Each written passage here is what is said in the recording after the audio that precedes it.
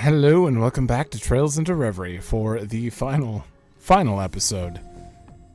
In the last one, we went through and did the entire Zero Stratum and saw the ending to the post game, and it was great. A great way to send off all of the characters. I just absolutely loved it. And now all that's left are 2 daydreams and some beach vacay date stuff, which we're gonna do after. But first, let's get the serious stuff out of the way. The first one's definitely going to be serious. Interface. That one I'm very curious about. That we're going to do that second though. This one, there's no way. I'm so curious to know what it's about. We're just going to go. We're just going to go in through Memories Aglow.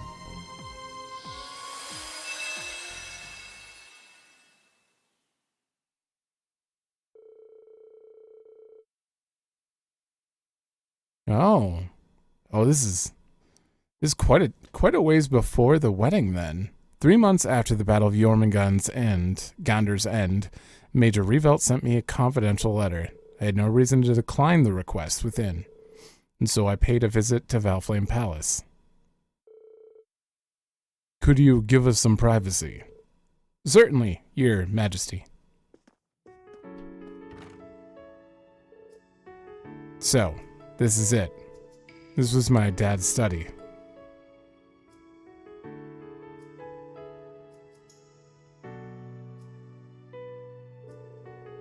It feels a little surreal to be in here.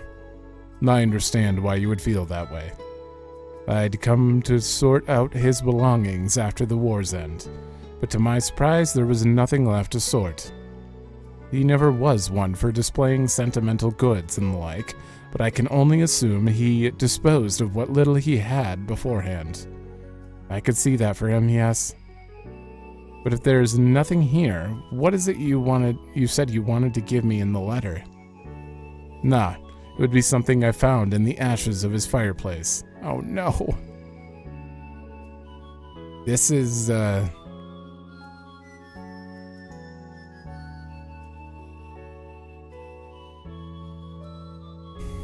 Oh. Judging by its state, I should think it came from his diary. Nothing else remains of his diary, the diary itself, unfortunately, but I thought you should have this. Please, take it. Thank you, Your Majesty. This is more than enough for me.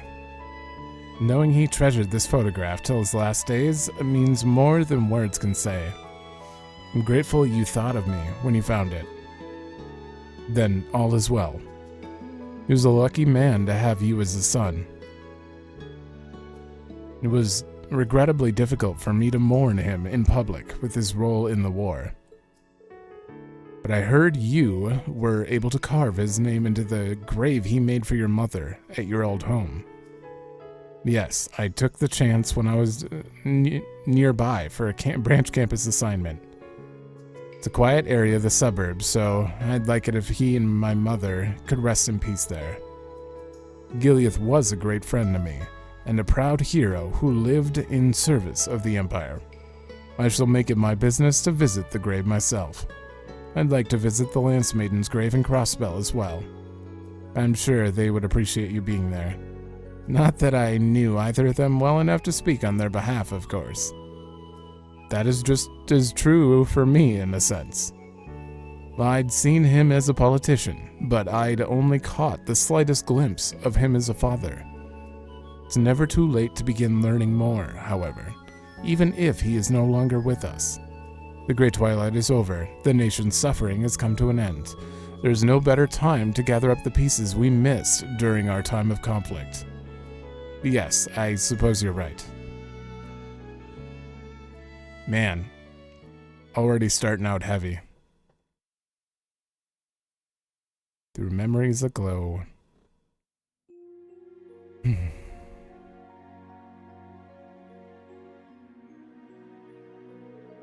The more I look at it, the more surreal it feels. I saw something similar in the spectral moon mirror, but it's hard to imagine he used to smile like this. Guess that goes to show how little I really knew about him.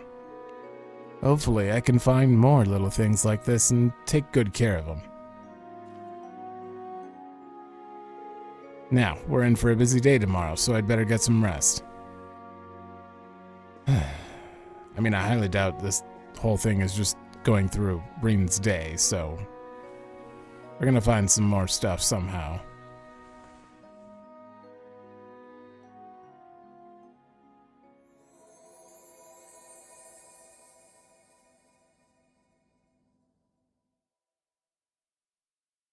There was magic in the photo? I have accepted the Ebon Knight.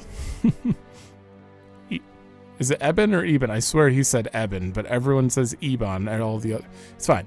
But it is not by its will that I have chosen to bring destruction to the Empire. This is the only way to rid the land of the curse that has plagued it for so long. To end this world my loved ones call home will require renouncing my very humanity. Yet it is the price I'm willing to pay. From this day forward, I will see myself as a being of blood with a soul of iron, guiding all to a future of conflict. I write these words in my diary to show that I have chosen my path, that my will is still my own.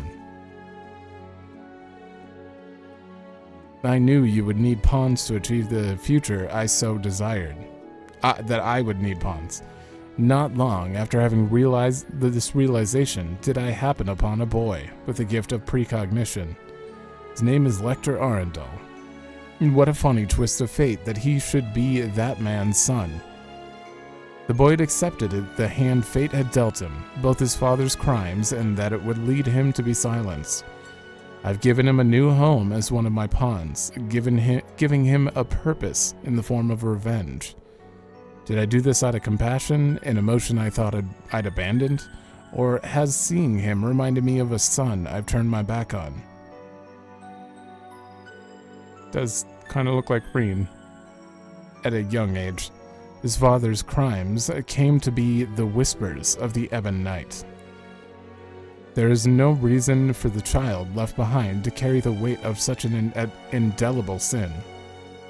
I know not whether his foresight has allowed him to see the ruin I aim to bring about, but regardless, he has accepted my offer with great interest.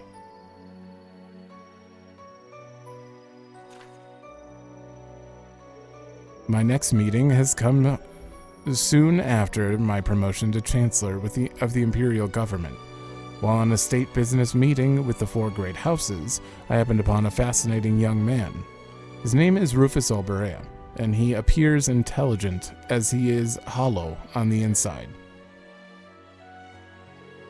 He thinks of me as his true father, and believes that besting me will give meaning to his existence. It feels almost cruel to find myself being called someone's father again, but meeting someone who seeks to do more than I ever could has been a fine boon indeed. May he show me humanity's potential. May he prove we are not powerless in the face of the curse, nor are we simple pieces on a game board. I know calling himself an Ironblood, a son of mine, will not be enough to satisfy him. Perhaps once he finds the answers he seeks, he will be fit to lead in the times to come.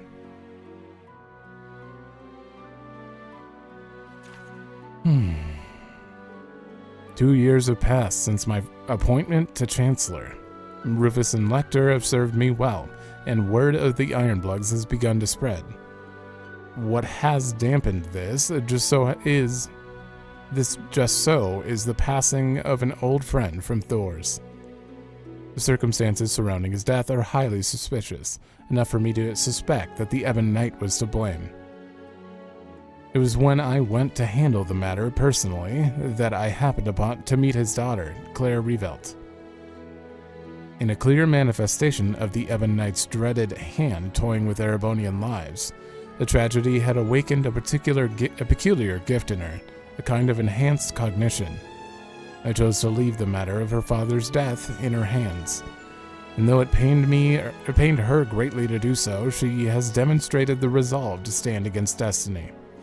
Thinking this meeting to also be fate, I have invited her to join the Ironbloods as well. What she will discover on this road to ruin, I do not know, but on behalf of my friend, I intend to bear witness as she finds it.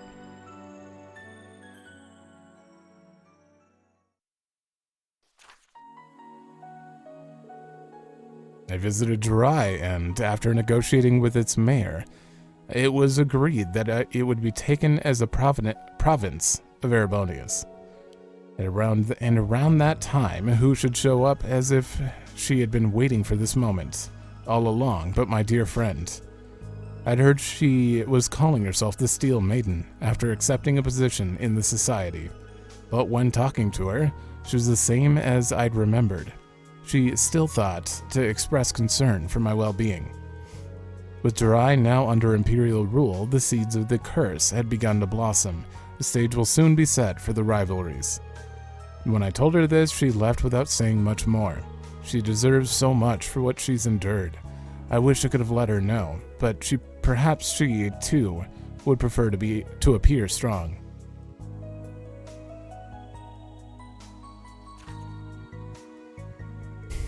A fourth member has joined the Ironbloods. Her name is Milliam Orion, a new model homunculus with the nearly last in her line serial number, OZ73. As pure and innocent a being I have ever seen, she was quick to gain a sense of self, developing in the blink of an eye. Milliam has been able to give the other Ironbloods what I cannot.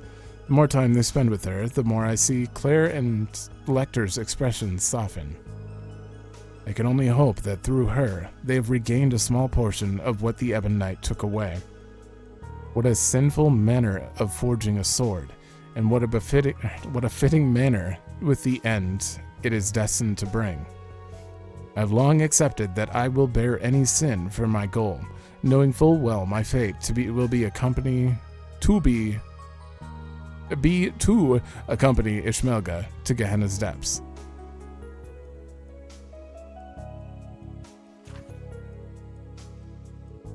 Prince Olivert's role in ending the crisis in Liberl was reported far and wide.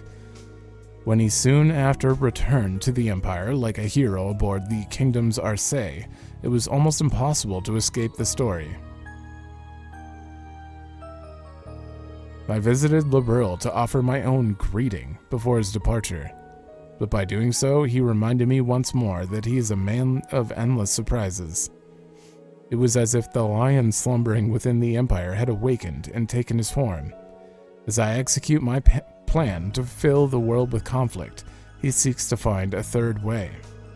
His efforts are nothing but a hindrance in bringing about the Great Twilight, but I cannot help but feel excited by his declaration. If he's going to challenge me, then he had best put up a worthy fight. This is an interesting recaps through his diary. The conflict he seeks to stop will be great enough to engulf even Crossbell. I look forward to seeing how he intends to counter it.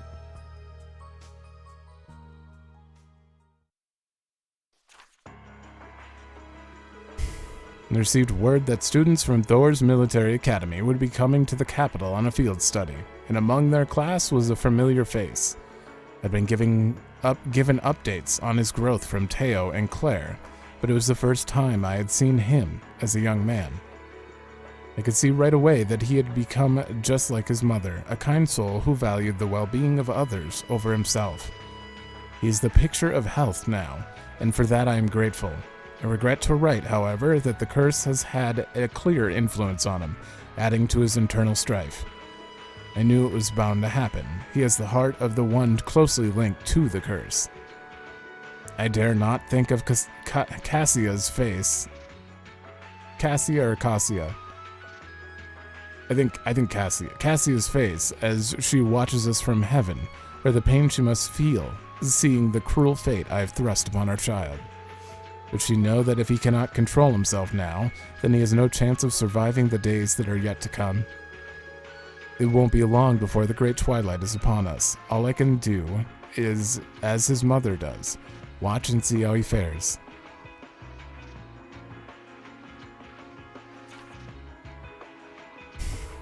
October 30th, the newly independent Crossbell destroyed Arcarelia Fortress. As we're told in the Black Records, this led to Erebonia declaring war on Crossbow. There was one development, however, that it did not foresee. Crow Armbreast, the grandson of Jirai's mayor. He was but an ordinary boy on the surface, belying the searing vehemence beneath his skin that gave him the strength to match even me. Though everything has been proceeding as planned, he has allowed me to see the heights of humanity's potential for the first time in a long while. At the same time as this developed, another came to be as I had feared it would. Reen Schwarzer has accepted becoming an awakener for Valimar. The Ebon Knight's power grows ever greater as the civil war rages on. The Ashen Knight may be quite capable, but without sufficient resolve, it will fall against the Ebon Knight with ease. As the one who thrust this upon you, I doubt you would ever want to hear this from me, but only you can change your course. I dearly pray you will find the will to fight against your own fate.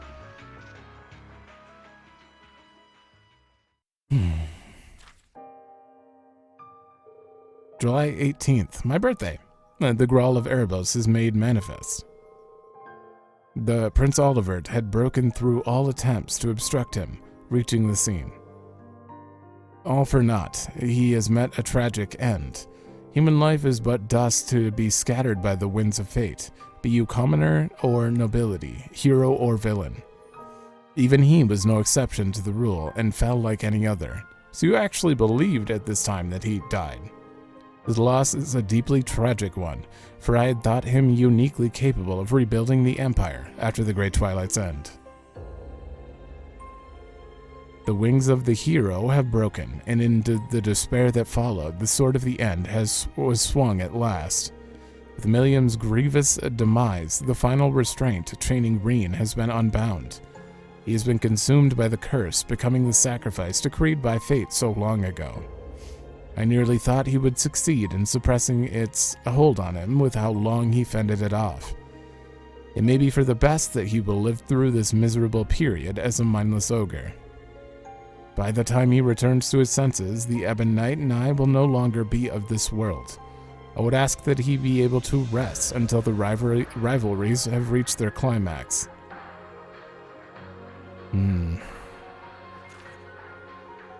September 1st. Operation Jormungand and the final rivalry is now upon us. Though he fell to the fiery depths of despair, Reen rose from the ashes and has since fought valiantly for my defeat. The curse's peak is at its power, and still he prevailed. I can hardly believe how much he has grown. His friends may have played a part in this, but that alone does not explain it. What has elevated him to heights beyond prophetic imaginings, I wish I knew, as much as I wish I could have learned it by watching over him as a father.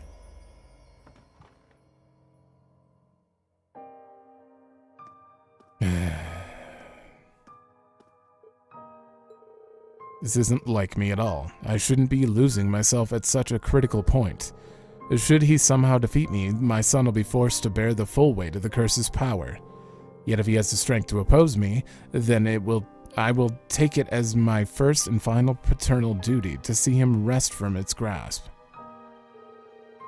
To hope for miracles in this world is a fool's errand. Still, Goddess, are you so merciful as to lend your ear to one such as me?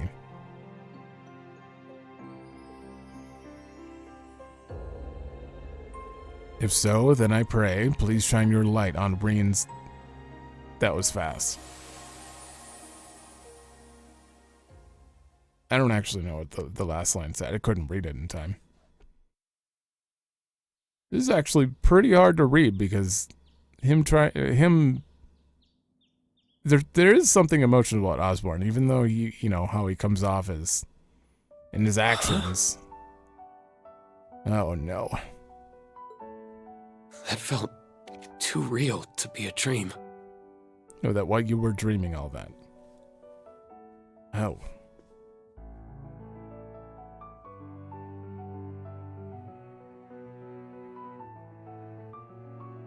I could be wrong, but I think I'll trust my gut on this one. He was always prioritizing the happiness of others, while shouldering burdens one should never have to bear alone. Like father, like son, huh? I wish I could have done more for him.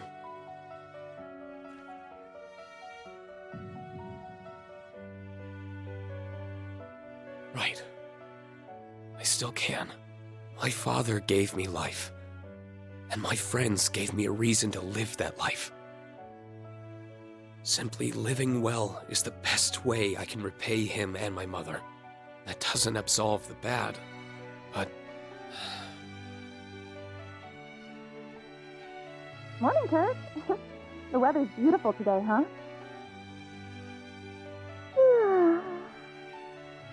I'm so bad at waking up early. Good morning, Yuna. Alpina. And what a coincidence. Yuze and Ash are coming out at the same time. A new day, a new diet to keep myself cute for the inspector. I binged on way too much sugar last night. Thought I could sneak out before you guys. No skipping out for you, Grumpy Gus. Now let's get to running. Time to start the day.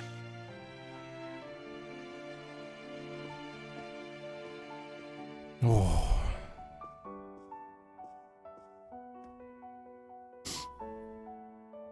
You could just end it right there and it'd be fine.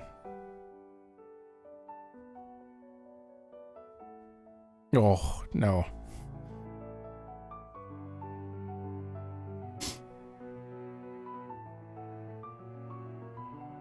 You could have ended it without the picture and I would have been able to handle it, but oh god.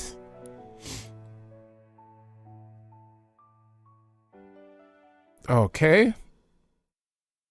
That one was really good. Really, really good. I'm definitely going to need a moment after that. I mean, not much happened in that one. It was very short, but holy hell. Gold? Okay. I think I'm good.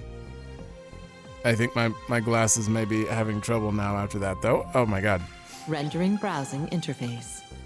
Honestly, like, that's exactly what I thought was going to happen. The second I saw this picture, I'm like, yeah, it's going to be, you know, Gilead left something behind as a farewell, and it's going to somehow get me emotional, and it did. It did. Probably, I would assume it'd be, that would apply to a lot of people, but maybe not everyone. Either way. Okay. Beyond the Reverie, what are you?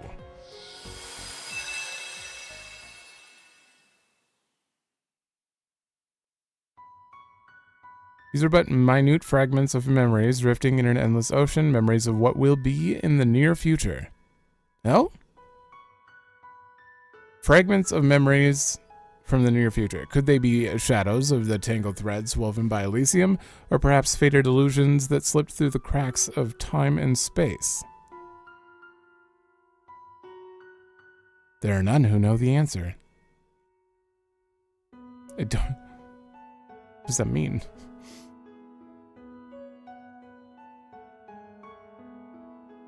Oh, there are two. Another Hot Springs Paradise? What? An unconventional student. I mean, we'll go in order.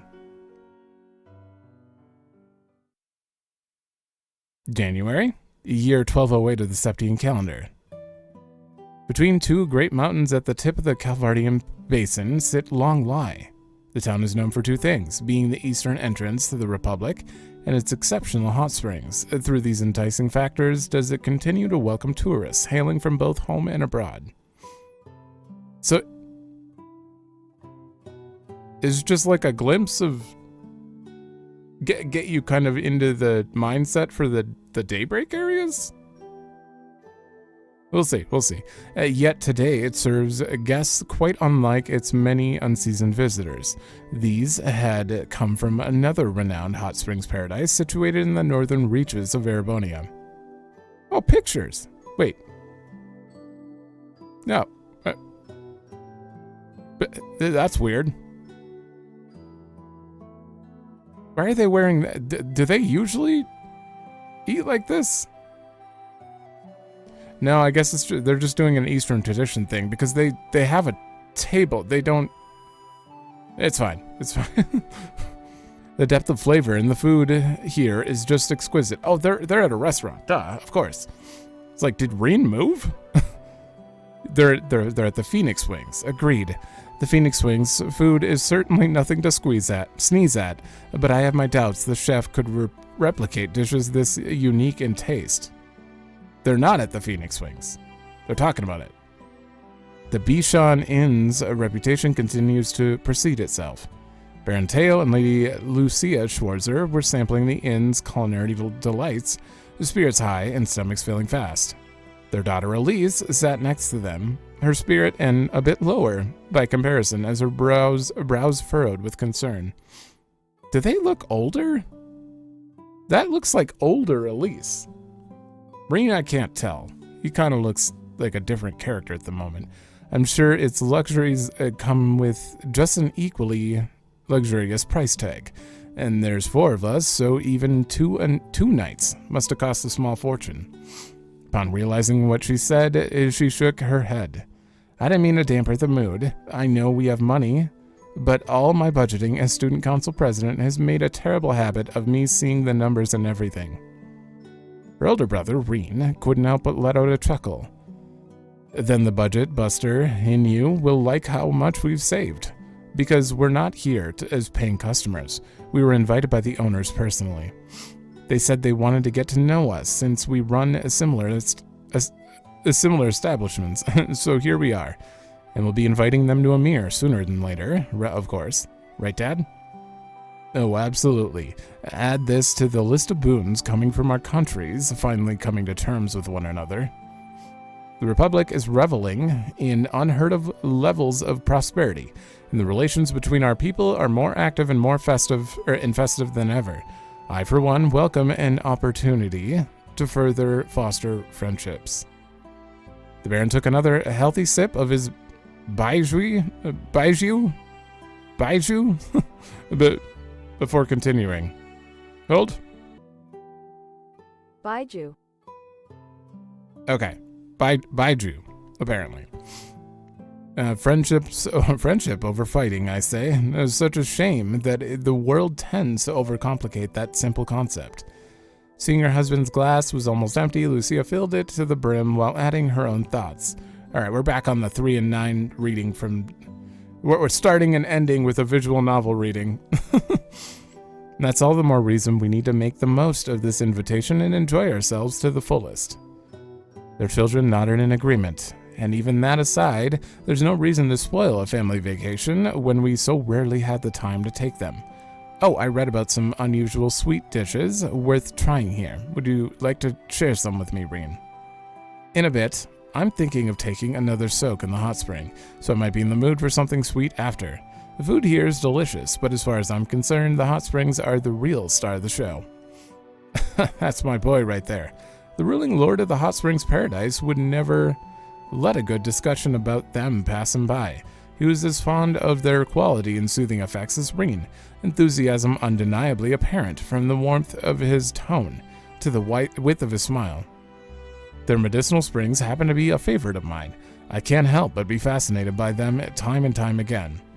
I can believe it. I've always known about them, but here's the first place I've been able to feel the way they warm you right to the core. Think we could make one available at the Phoenix Wings? It'd be worth a try, but that comes with its own obstacles. For as many problems as Teo expressed in practical terms, Reen held just as many proposed solutions. The conversation grew more involved by the minute, leaving the ladies of the house to pleasedly bask in their glow and continue enjoying the meal before them. All 4 felt the same, that it had been too long since the day they could enjoy each other's company, but the wait had been well worth it. That night, after indulging in his post-dinner soak in the springs and telling his family he was going for a walk, Reen departed the inn. All right, let's do this. He took in a deep breath, the crisp night air of Longlie filling his lungs. The hot springs were an excellent bonus to his trip, to be sure, but it was not the real reason he agreed to visit.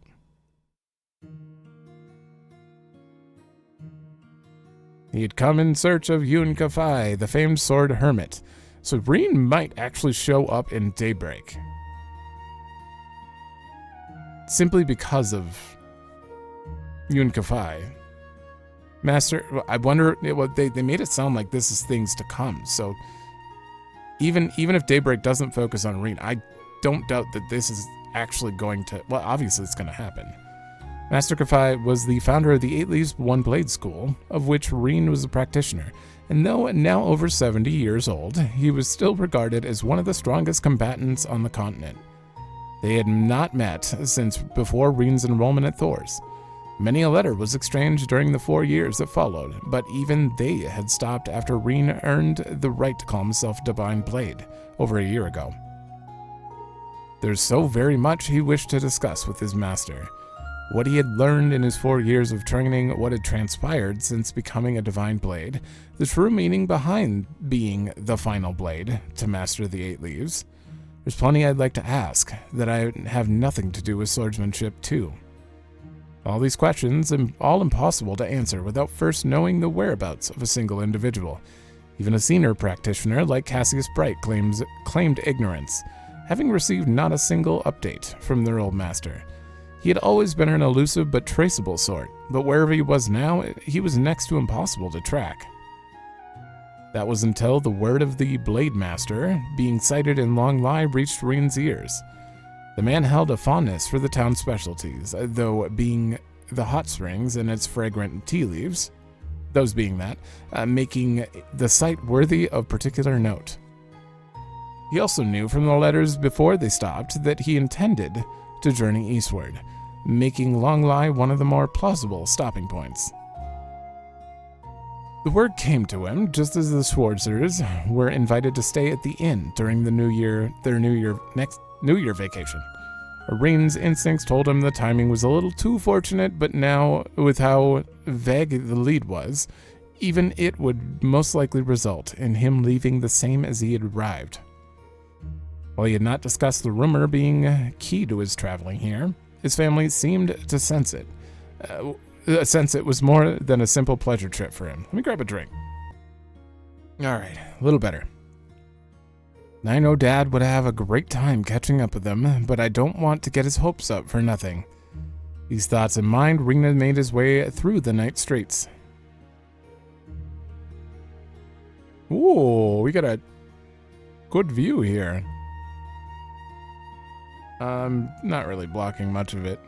Long Lie's architecture was distinctly Eastern, making it a uniquely intriguing site among most of Calvard's towns and cities. Yeah, because they're like melting pot, major, modern, like closer to reality kind of cities, normally. This is not to say it was similar to Crossbell's East Street. With its subtle colors paired with dignified beauty, every wall and stone exuded the traditional concepts of wabi-sabi. One look was enough to understand the region was rich with history. This quiet charm would give way to contrastly, lively evenings, where tourists both westward and farther eastward were greeted to stalls dedicated to the hot springs and more.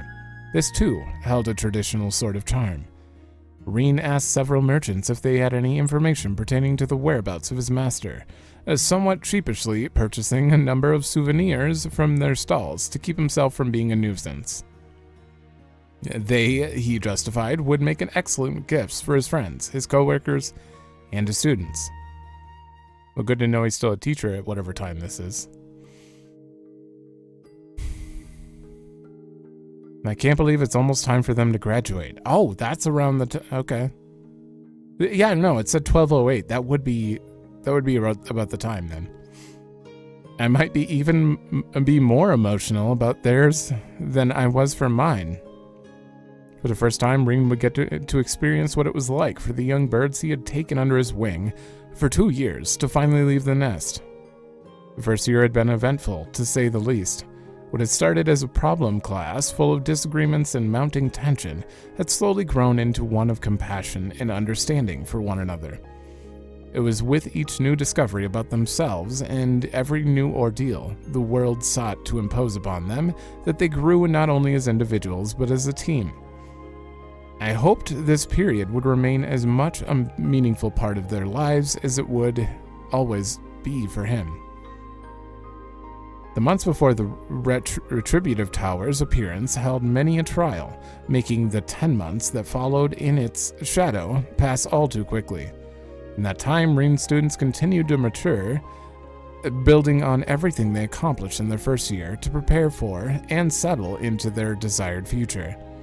Indeed, whether it was overcoming their demons or by learning to work with them in a healthier fashion, their paths up until now had been well worn, and while they may have had to rest from time to time, he was proud to be a part of why their steps continued to face forward.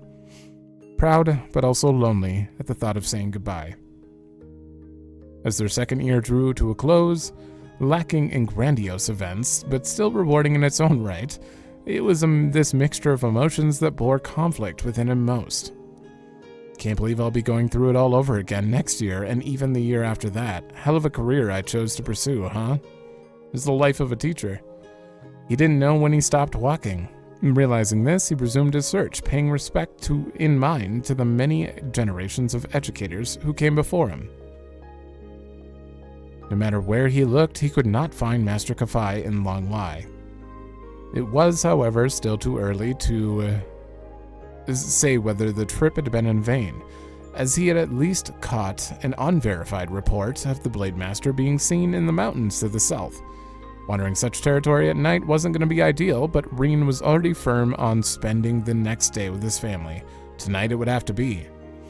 Making a brief stop to the inn to tuck his souvenirs somewhere secure, he then departed for his new destination.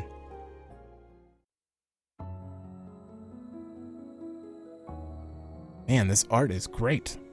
The mountain's winding, half-beaten trails would be more treacherous at night, but they were not off limits as such. The key, Rean knew, would be to not rely on sight alone.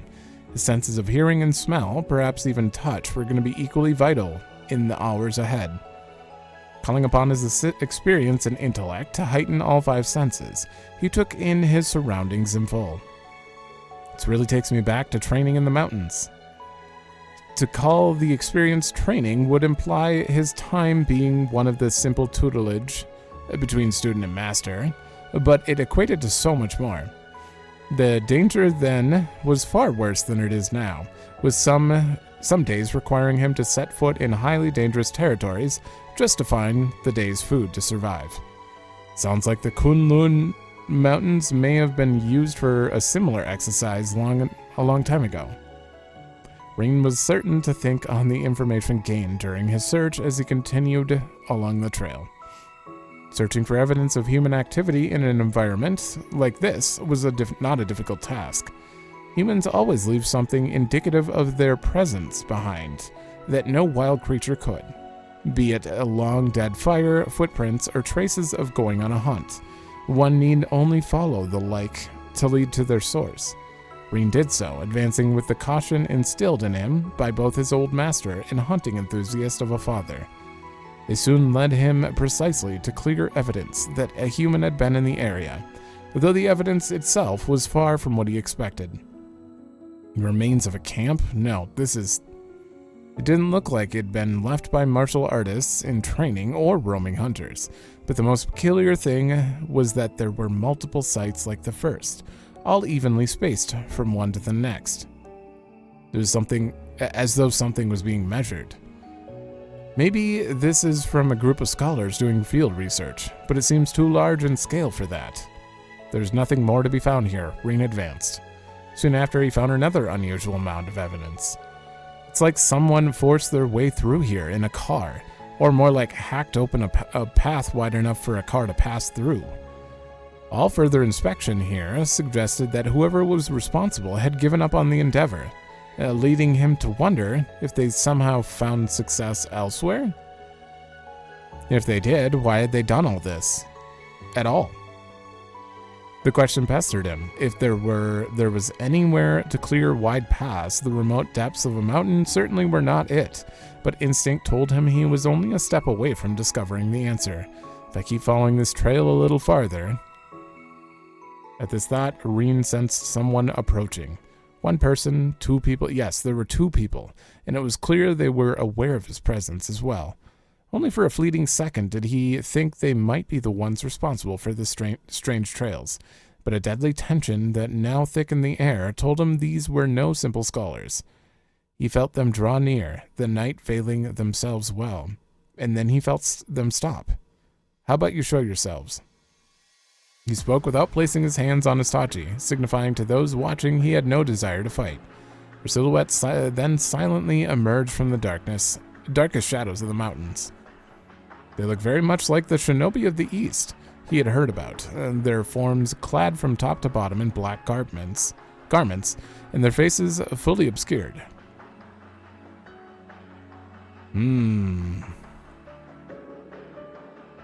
I see your insight poses a threat after all, Divine Blade of the Empire. The contract with our client has yet to begin, but we will make an exception for one among their list of dangerous persons. The silhouettes then charged.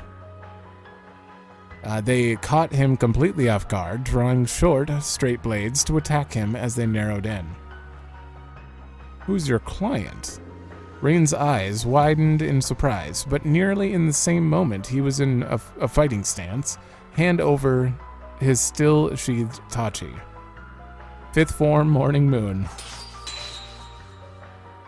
He perceived the direction of his foes' attacks to evade them, then mounted a counterattack of his own.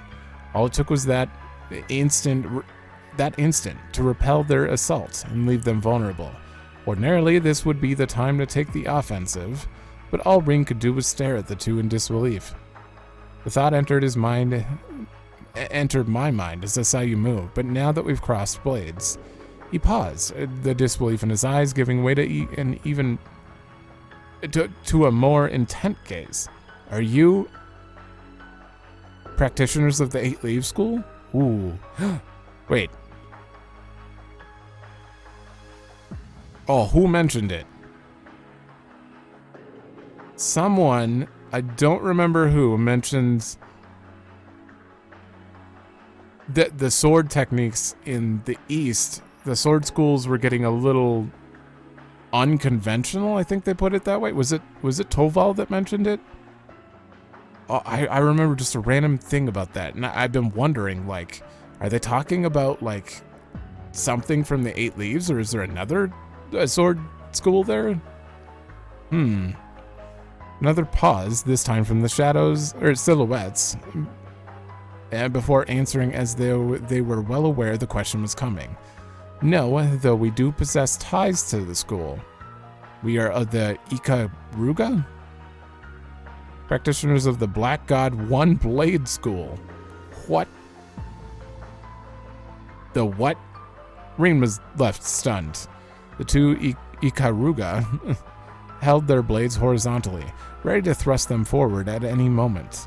It was as though they wanted to make clear that while they had been caught off guard once, he would not be so fortunate twice.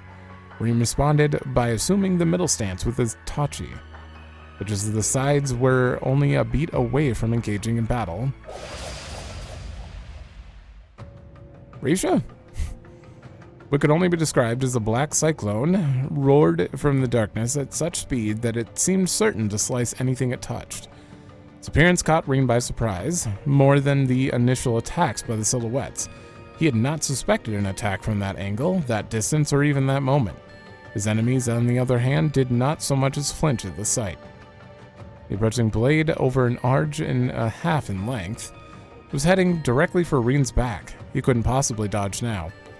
Perhaps he should have noticed. Perhaps it was impossible to notice. Whatever the answer, the divine blade of the Empire would soon fall. The silhouettes waited in for his final moments to be. Waited in, convinced of no other fate in his future. When Rin spun his body in a full circle, applying the intensity built into his tachi from the motion to swing. The blow made was weighted yet precise, shifting the incoming blade to a new direction, without mitigating its near overpowering force. The technique was an application of the first form, Helix. There was no greater course in the moment than to use it to redirect the attack without ever making direct contact. The spinning blade was now significantly off in its intended course, but Rin slashed at it again, birthing a shockwave that further shifted its path. The blade went flying hairs to the right of the direction it had come from. A hand was there to deftly catch it midair. Ooh. You may have only recently taken the title, but you are worthy of being called a divine blade all the same. You use the unclouded eye well. From this hand emerged a new figure from the darkness. While he was clad in similar garments in the silhouettes, something about his presence was much more inspired by comparison. Yeah, can tell. His musculature was thoroughly discernible beneath his body covering fortified suit? Body covering fortified suit. That's a name. However, slight, reflected a complete lack of hesitation, and the faint lightning of his eyes, visible through his mask, projected no emotion whatsoever. The man possessed the aura of a true warrior, one projected only by those who have fought more battles than was possible to count. Fall back, he is too formidable a foe for you to handle. The silhouettes slid into the darkness in an instant. Only the new arrival was left to face Rin. I need to know, who are you, and why did you attack me? Our contract forbids the disclosure of such information. I thought you hadn't made a contract yet. You will leave this place now, fledgling Divine Blade. The tone was not one of advice, nor one of an order. It was as if the man were stating a fact, his calmness veiling an undertone of malice that told Rin what would happen if he did not do as he was told. I'm afraid I can't do that without an explanation, not when I haven't found what I'm looking for yet. I understand, then. There's no longer anything to discuss. All they could do was battle. I, Kurogane, of the Rogetsu School, shall be your opponent. Kurogane stood at attention. The large blade he had thrown before now pointed. I'd have rather settled this with words, but I can see that's not an option. Rin sighed, taking his own stance in turn. Then Rin Schwarzer, master of the 8 Leaves 1 Blade School's 7th form, shall be yours. The Vine Blade moved instantly. The bizarre weapon Kurogane wielded was less akin to a sword, and more 4 equally sized blades are arranged in the shape of a cross, their base connecting to a single point. Is that not a common weapon around? I could have... Doesn't Ilya or not Ilya, Risha use a shuriken kind of weapon? That he could direct this large weighted shuriken. Well, I guess it might be slightly different than shuriken. They said a cross, so yeah, weighted. That he could direct this weighted shuriken as though it were a simple child's toy spoke volumes about how strong he was. Still, even it was not infallible, for it was not one to be ideally used in close-range combat. Kurogane appeared to have no other key weapons on hand either, meaning that if Rin could force him to fight where he would be at his most disadvantageous, he would very likely, come out of this the victor. This was what he had in mind when choosing to act first. Second form, Gale. He closed the gap between them, drew his blade, and made a wide swing towards his opponent in the blink of an eye. Kurogane blocked the blow with ease. That, however, meant nothing in the larger scheme of things. Rin knew well this man's capabilities. So long as the gap between them was closed, and it was, he considered the attack a success. But just as he thought he would be able to push onward and overpower his foe by mounting a newly fierce assault, Kurogane had split his cross-shaped shuriken in half. Oh, they're like... I can't describe that. I've seen a weapon like that before, though. The ease at which he did made it clear this was intended by design. Wait, Wait, they look equal, all 4 parts equal. Oh, I thought it was... Didn't you say it was like a cross? One of them was longer? Oh, this is just a shuriken then. That turns into double Viper weapons. He can dual wield double sabers? That's the word. There was no hiding his shock. In the West, double sabers were seen as relics from the Dark Age that were difficult to utilize. Crow was the only person Reen knew who was competent with one, and only one. Now, his is much longer, though. The skill it would take to use two was almost too difficult to fathom. His surprise created an opening that Kurogane was not going to let pass unexploited. Possessing twin two-ended blades allowed the shinobi to perform considerably more strikes than Reen, giving him no chance to push back. Steel sparked as their weapons clashed. Kurogane was dominant for some time, but he could do nothing to bolster his advantage. With strike and spark after strike and spark, the advantage was moving back to Reen. This was in part due to him being used to fighting this weapon that defied rationale, but it was also because he had been given the time to find out what he was looking for, a perfect range in which to attack. Double sabers were forged with a shorter reach than they appeared to have, something inevitable due to their handle being in the middle. It could have been because he also used them as a shuriken, but the length of his sabers were even shorter than Crow's, meaning Reen would have to adjust with a longer length of his blade. He measured patiently, staying only just out of Kurogane's reach and evading the onslaught by a hair's breadth each time prior to countering. It was calculated quickly thanks to Kurogane's frequent rapid attacks, meaning all Reen had to do now was wait for the right moment. This moment would come in the form of his opponent showing impatience for the stalled battle, driving him to take an unneeded step forward. Reen evaded the strike expertly, instantly returning it with an upward diagonal slash. The forceful swing of his tachi made contact with the handle of Kurogane's own swung weapon, knocking it clean out of his hand. Reen dashed forward to make use of this veiled opportunity, but after only a flicker of bewilderment, Kurogane moved to deny him. Wait, you still have it in your hand. He blocked Reen's attack with the double sabers still in his possession, then hurled a hidden kunai with his free hand, jumping backwards a significant distance while doing so. Very good, Divine Blade of 8 Leaves. You may pale to the skills of our princess, but you without doubt deserve your reputation. Princess? Princess? Reen's intonation went unanswered as Kurogane took a notably different stance than before. I shall demonstrate my respect for your skill with my finest technique. This put Reen staunchly on the guard, as senses heightened. He focused every nerve in his body, fixing his eyes on whatever was to come of Kurogane, who was now gone. Nothing remained where Reen's opponent had just stood.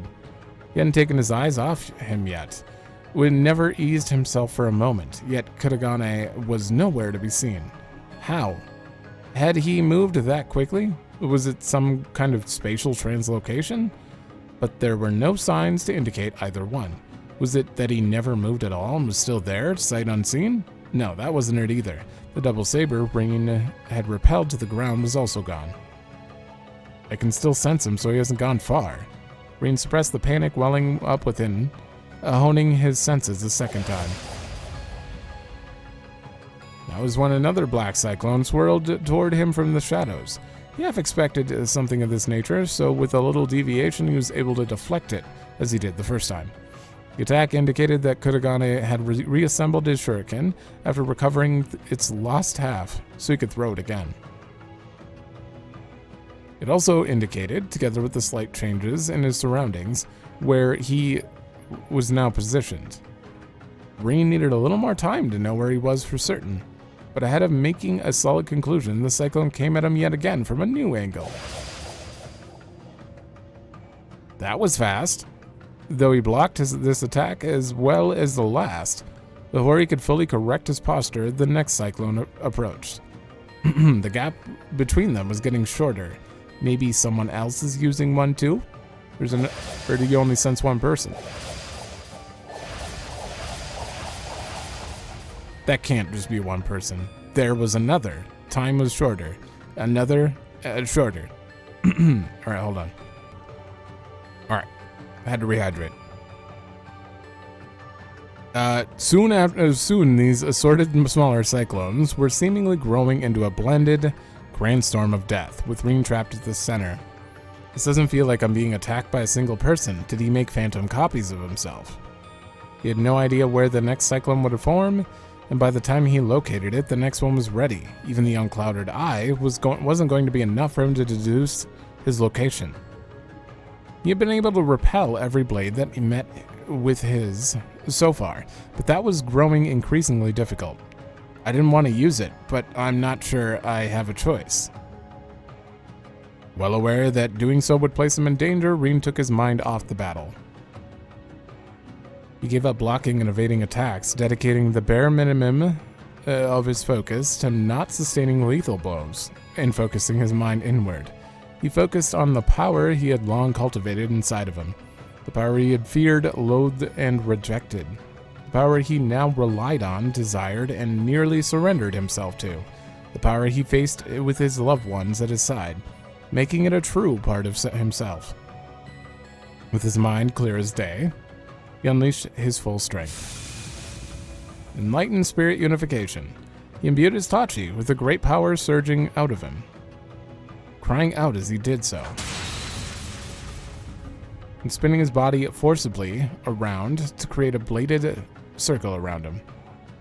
The energy released by his Tachi repelled all the forthcoming shuriken with ease, and with them, his phantom copies lurking in the darkness faded to nothing.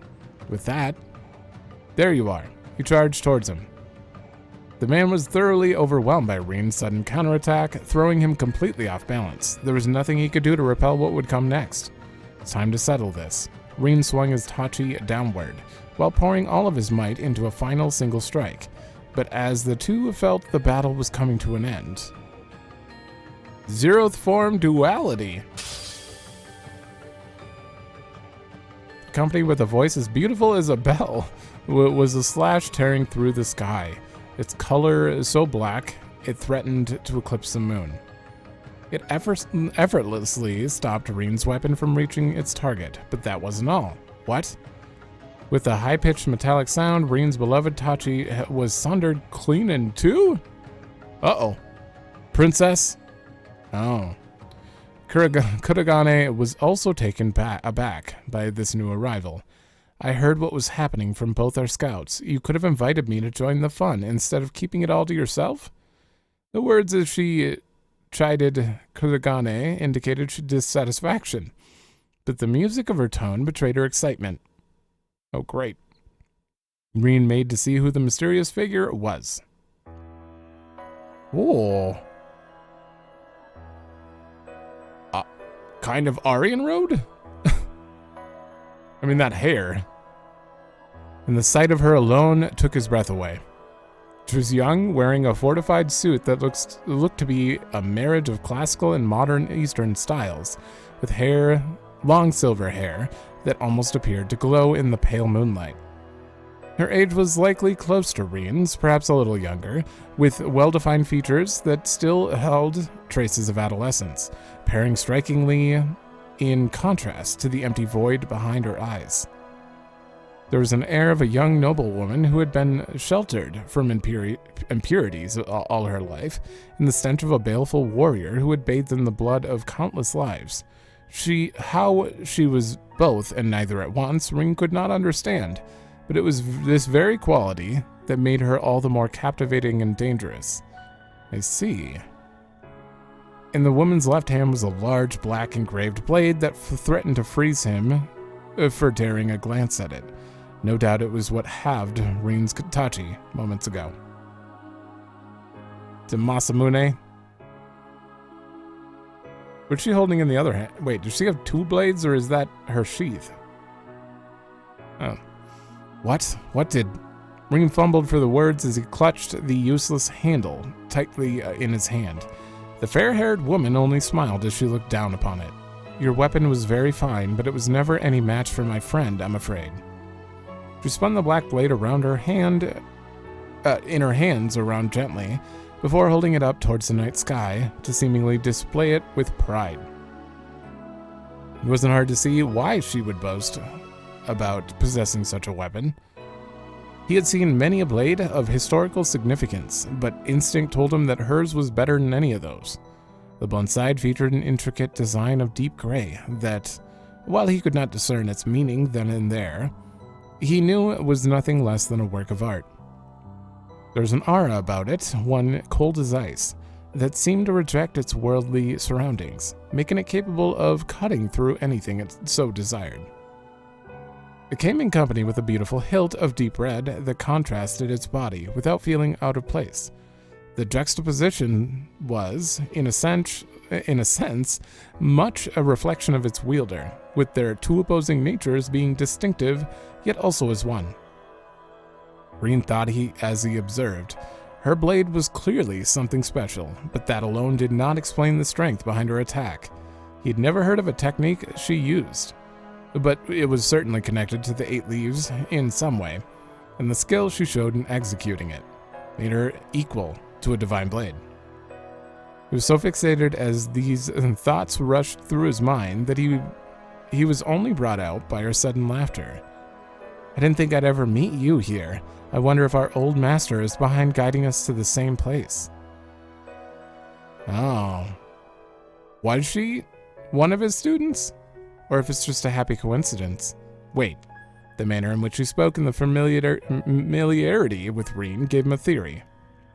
That technique you just used was really something. Consider me intrigued.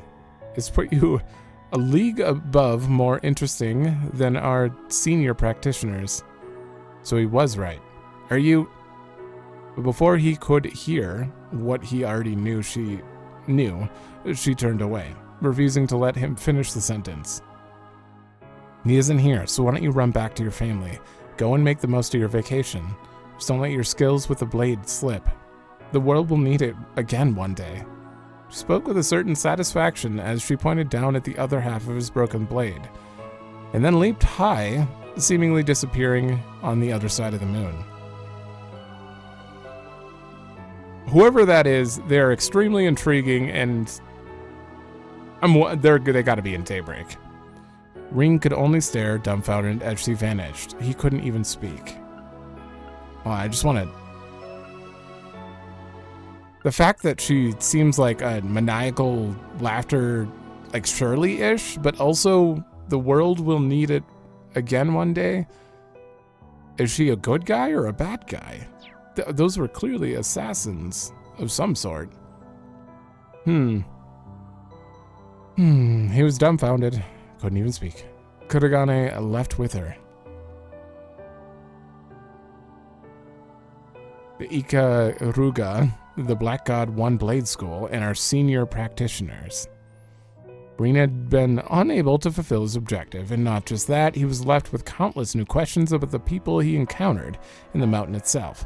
He felt there was meaning behind being guided to this specific place, but how important it was and what it entailed, he did not know. And yet, the person responsible for discerning that won't be me. Looking down at his broken Tachi, he was struck anew with how massive the world truly was. He realized that, now that his master was confirmed to be elsewhere, the purpose of his visit to Longlai was nothing more than to enjoy a wonderful, ordinary vacation with his family. His meeting here was but a peculiar coincidence, for now, at least. When I get back, I'll need to reforge my Tachi and myself. Something stirred in this region, all across Calvard, but there was nothing he could do about it as he was. All he could focus on was training and bettering himself so he could one day play a part against the next threat that loomed over the distant horizon. New resolve swelling in his soul, he made his way through the now still mountain trail, back to where his loving family awaited. Oh, he's absolutely going to be in the next arc. Okay, that's the end of that. But he may not be in the next arc right away. But at some point, he has to. Based on that, there's no way he doesn't at least show up. Oh, I'm so curious. Although he's probably not going to...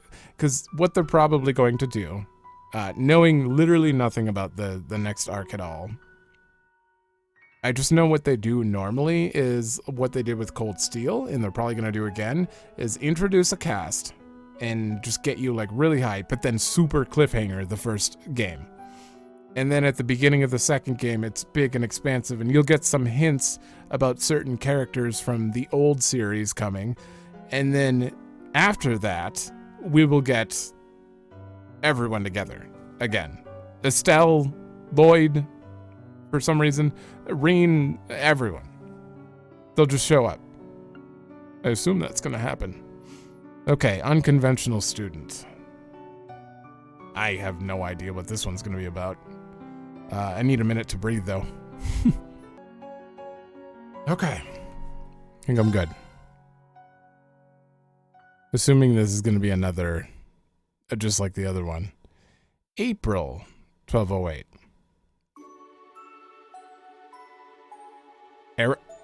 Aramis? Aramis? I'll go with Aramis. Aramis Academy is a famous educational institute in the Calvardian capital of Edith. I'm learning all sorts of stuff right now. The name derives from an artist central to Calvard's democratic revolution 100 years ago. This was also reflected in its goal of nurturing new talent and helping to forge a brighter future for a new republic. The Academy placed great value on traditional education, of course, but it also encouraged the perspectives of new cultures and values, attracting many an independent mind from across Zemuria. It was a storied place of learning that reflected the Republic's views as a whole. The story, for its part, begins not long after the Springtime Festival, held yearly to welcome the new student body. Just another morning at the Academy, countless students shuffling through its grounds, when one of them in particular happened to draw an unusual amount of attention. The young lady had A young lady had long, soft, violet hair, crowned with a black ribbon.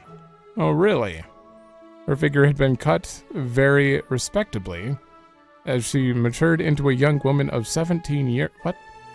And yet her face was still held traces of girlhood days gone bygone. The beauty she was, she never failed to turn inquisitive heads as she strolled along. I'm so sorry. I halfway through reading that, I'm like, Ren? Wait, you talking about her figure? Wait, what? Wait, that's not Ren. That can't be. What? That's Ren? You look entirely different. Like, what year is it in game right now? 1207? And this is her a year later? What? She was a second-year student from Genus Royal Academy in Liberl, now studying at Aramis as part of an exchange program. Okay, so part of me knew that she was going to be in Daybreak, and I had no idea why. I also didn't know this. I didn't know that this is her. I have seen this picture before in someone's thumbnail. I'm like, what? Like, I try not to look at other thumbnails as much as I can, but this one, like, absolutely stands out. But I have no idea. I would have never guessed that was Ren. And she had only just arrived in the spring. Ren's goal in attending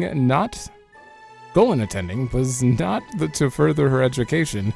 She had been considered highly gifted since she was a child, having already earned several doctorates in years past, and there was a little more a new academy could reasonably teach her.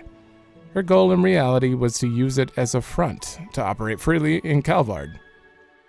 It was hard to find one better than being a student, as she already found the role relatively foolproof during her time at Genis. Even if there were limits to how much a student could get away with, society as a whole was soft on school children. To move freely would also require drawing as little attention as possible. She aimed to conduct herself modestly, as any elegant young lady who wished to remain unseen should, during her time at Aramis. There was just one very big problem with this plan. Good morning, Miss Bright. Isn't she just gorgeous? Look, I see her. She's so beautiful, and everyone says she's just as smart, too. All she had to do was walk down the hall to be showered with greetings and whispers of envy and admiration. Her looks alone were already enough to make her the talk of the school, but after one of the teachers let slip that she received a perfect score on her entrance exam, there was suddenly not a single person who didn't know her name. Weird. The other students cared not how much she wanted to avoid drawing attention. She was getting it whether she liked it or not. Naturally, not everyone was pleased with the booming popularity this new transfer student had attained in less than a month. While most were busy fawning over Ren's arrival that morning, another group watched the charade unfold from the shadows, echoing audible tuts of displeasure. Is that what they mean? Ren had yet to be enrolled in any clubs, so as soon as the day's lessons had come to an end, she packed her belongings and stood to leave. This also explains why her voice is the way it is. They were just prepping her because she's going to be like actual older in the next game. Because like her voice is much deeper. Well, not deeper, but like it's much more mature than a child. And considering I thought her and Kia and Tita were relatively the same age, like Tita sounds like a kid. Kia does not anymore for some reason, but Ren didn't at all. So like Ren and Tita sound 10 years apart as far as like voices go. But I mean, I think they were just prepping for this. A word, if I may, Miss Bright. It was a fellow classmate surrounded by a small faction of students clearly loyal to their king bee. Oh, God. Certainly. Though instinct told her this was not going to be a conversation she wanted to have, she made an effort to pretend otherwise. She would not be provoked into behaving as anything but a mature, modest young lady. I've been wanting to get to know you for some time now, you see. So I was wondering if you might join me for dinner this evening. The boy, Ronald Griffith, presented a gentlemanly smile. Ren was very much used to being asked out like this, and never once did she accept. She always made up some excuse to turn them down. I mean, if his friends are with him right now while he's asking her, no. I would immediately be like, you don't have the balls to just come over yourself. Today would be no different. Forgot where I was. I'm ever so sorry, but I'm afraid I have something urgent to take care of after school today. Some other time, perhaps. This was usually enough to get them to give up, but Ronald was a persistent one. Oh, that won't do. I have something very important to discuss with you, and I've already booked us a table at a very fine restaurant, so we could discuss in detail. Is there really no way your business can wait? Just tell her right now.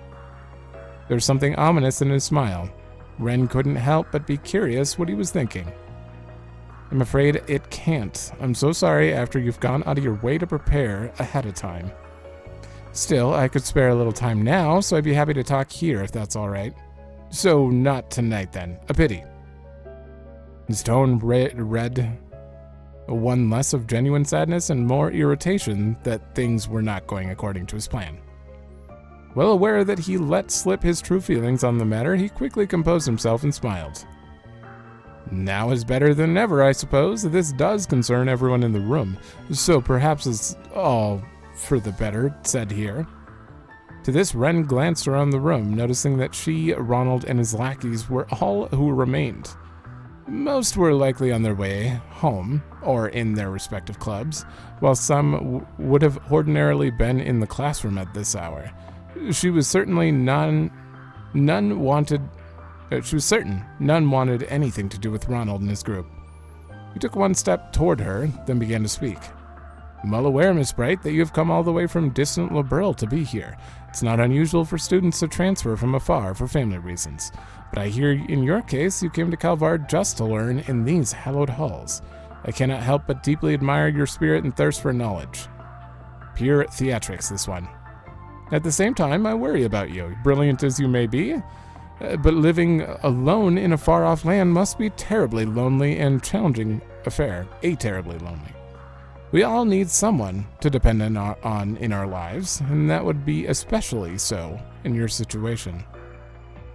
So if you don't mind me saying so, Miss Bright, I believe you're in need of someone to look after you, to protect you. Oh, this is a protection money? At last, he shut up, giving Ren a chance to respond. She scrutinized him closely. In short, you'd like for me to join your circle of friends, correct? Ronald's smarmy smile broadened. His father was a senator in the Republic's parliament, meaning he had a significant amount of political power. His son used this to his full advantage.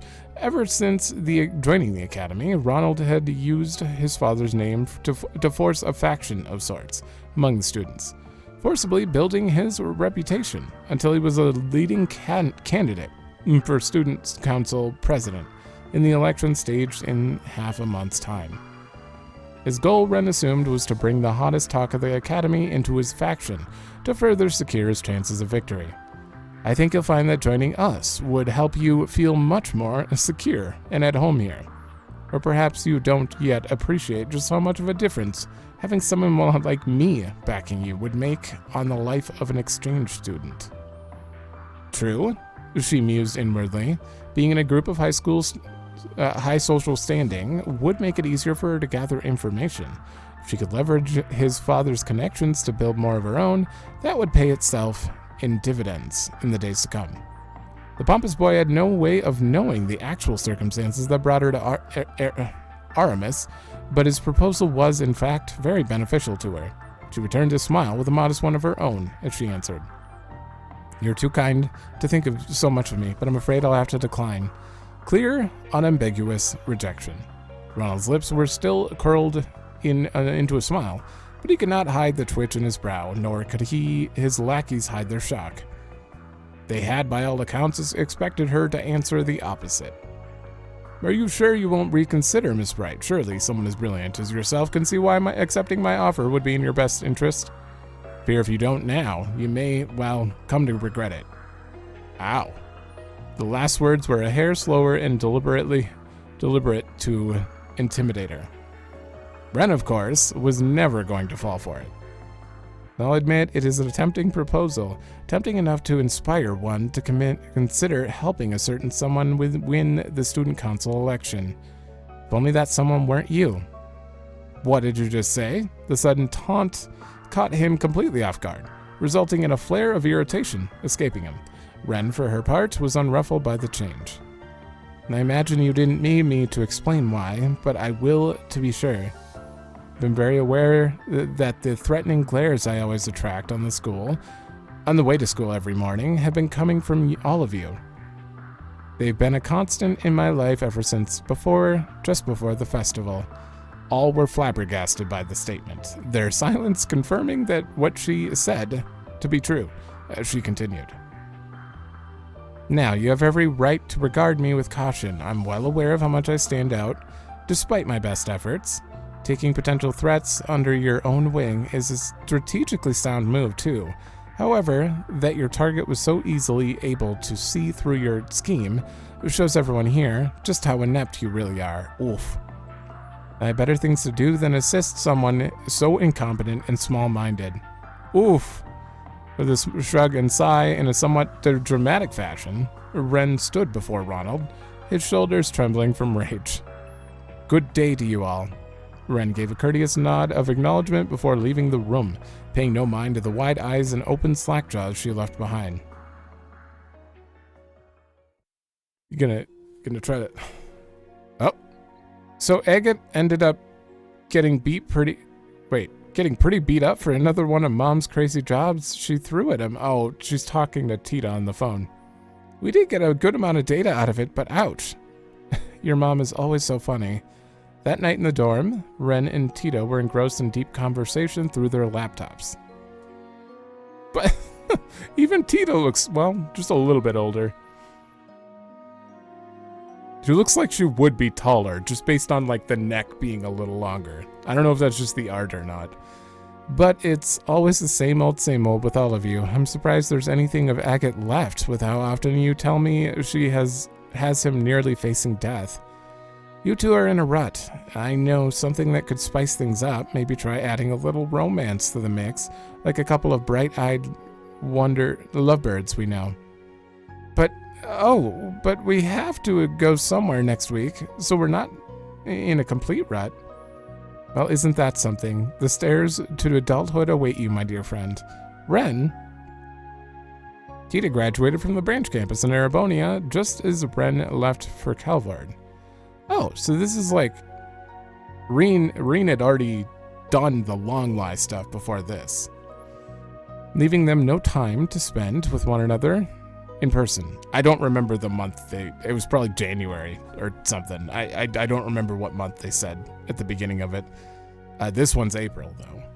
That wasn't ideal, of course, but from a hint of sadness came the habit of talking like this once a week so they could stay in touch with each other's lives. Stay in each other's lives. They discussed anything from their new lives and environments to the fruits of their research, occasionally stumbling into a serious topical matter or two along the way. Sounds like a legal confrontation between the Verne Company and Epstein Foundation is inevitable at this point. I know, I can't believe this is really happening. Both frowned at their screens. A recent development concerning the Calvardian industrial giant Verne Company had become a key source of concern for them of late. What? Oh no, it's the politics. It began soon after Crossbell returned to normalcy after the Supreme Leader's takeover the previous year. Professor Erica Russell approached the Verne Company to propose that they join the West Sumerian Tech Union. They're bringing it back.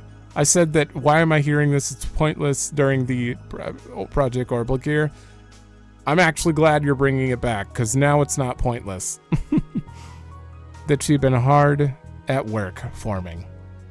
And to no one's surprise, they refused. But before Erica and the rest of the engineers involved could even finish getting ready to go and change Verne's mind, something happened to make the Union the least of anyone's priorities. The independent development of a new generation of orbments and their generations-long partner in the subset of technology, the Epstein Foundation, would not be a collaborator. The latter had been key supporters of Zemiria's orbment development and orbital technology in general since their very inception. Battle orbments were no exception to this. The Foundation had known their way around them since the very first model, drafting the incredible concept that had been used as a base ever since.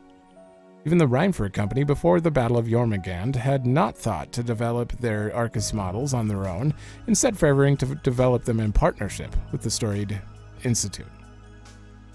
The announcement was quite simply unprecedented, and it sent shockwaves throughout the industry. Epstein Foundation was also less than pleased about being cast aside in this manner.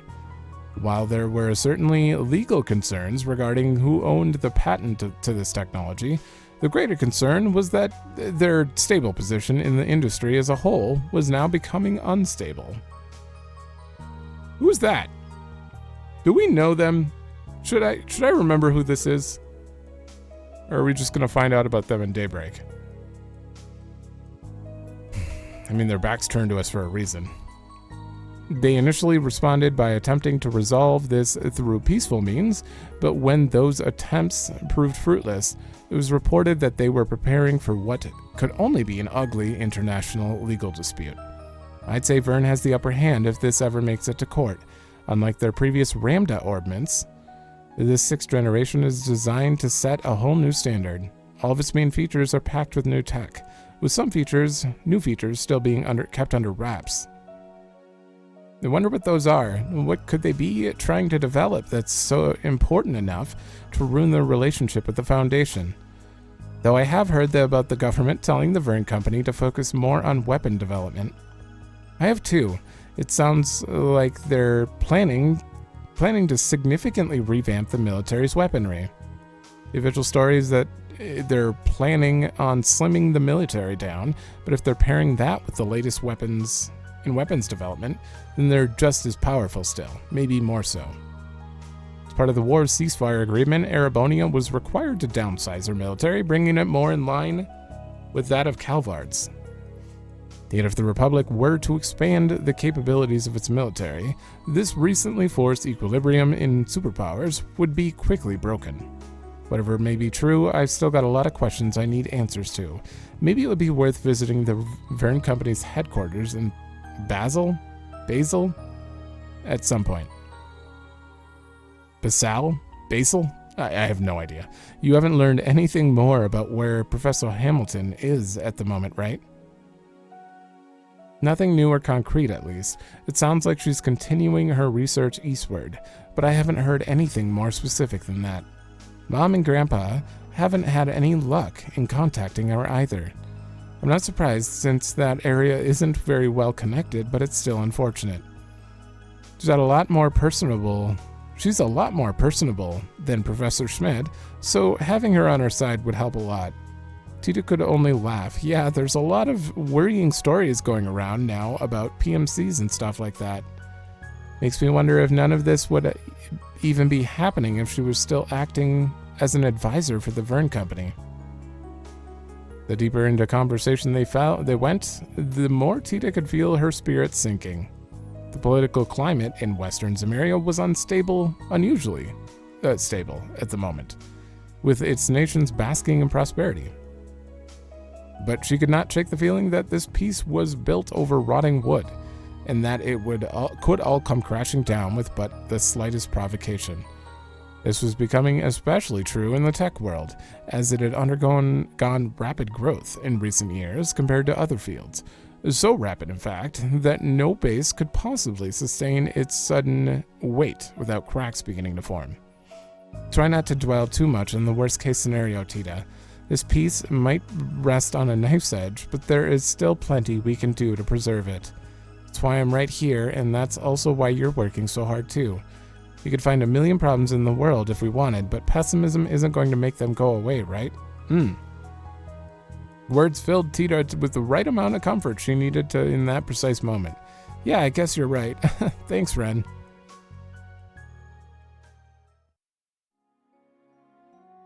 Oh. They continued on, losing track of the time as they talked well into the night. Before they knew it, the clock struck 12. It's getting really late, so I should probably get going. I'll talk to you soon, okay? Alright, good night, Tita. Night. Oh. Tita suddenly remembered something. The exclamation stopped Ren just as she was about to end the call.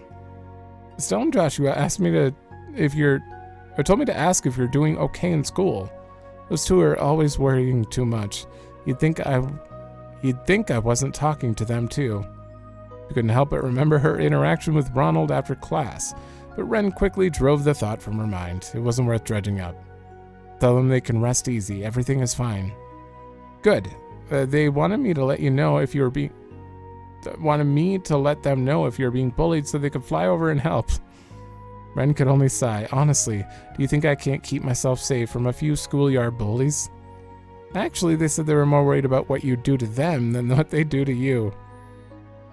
It's a good point. After her friend's silence, Tita couldn't help but burst out laughing. I worry about you too, obviously, but they're probably right.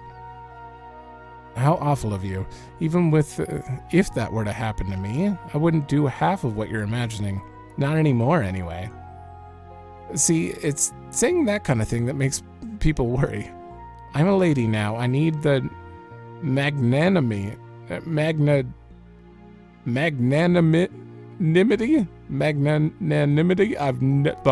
do you pronounce that? Google's saving my ass today. Magnanimity. Magnanimity. God, I just can't say it. Never said that word in my life. I need the magnanimity to forgive the transgressions of others.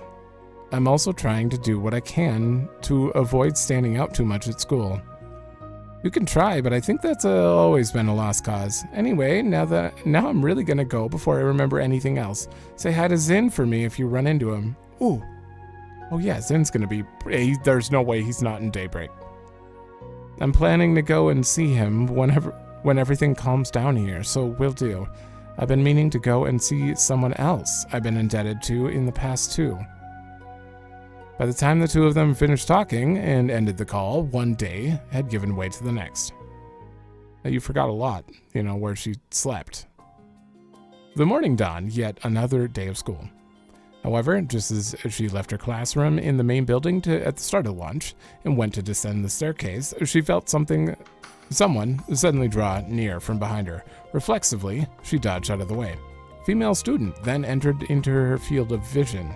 She had lost her balance, her expression a mix of fear and surprise. She passed through the spot Ren had been moments before, but her momentum showed no sign of fading. Someone didn't stop her, she was going to start tumbling down the stairs. Ren was quick to grab her and pull her close.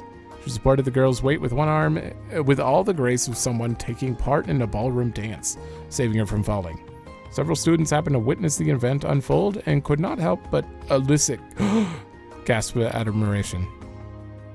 Noticing that the girl's eyes were still unfocused, Ren gently addressed her. Are you all right? You aren't hurt, are you?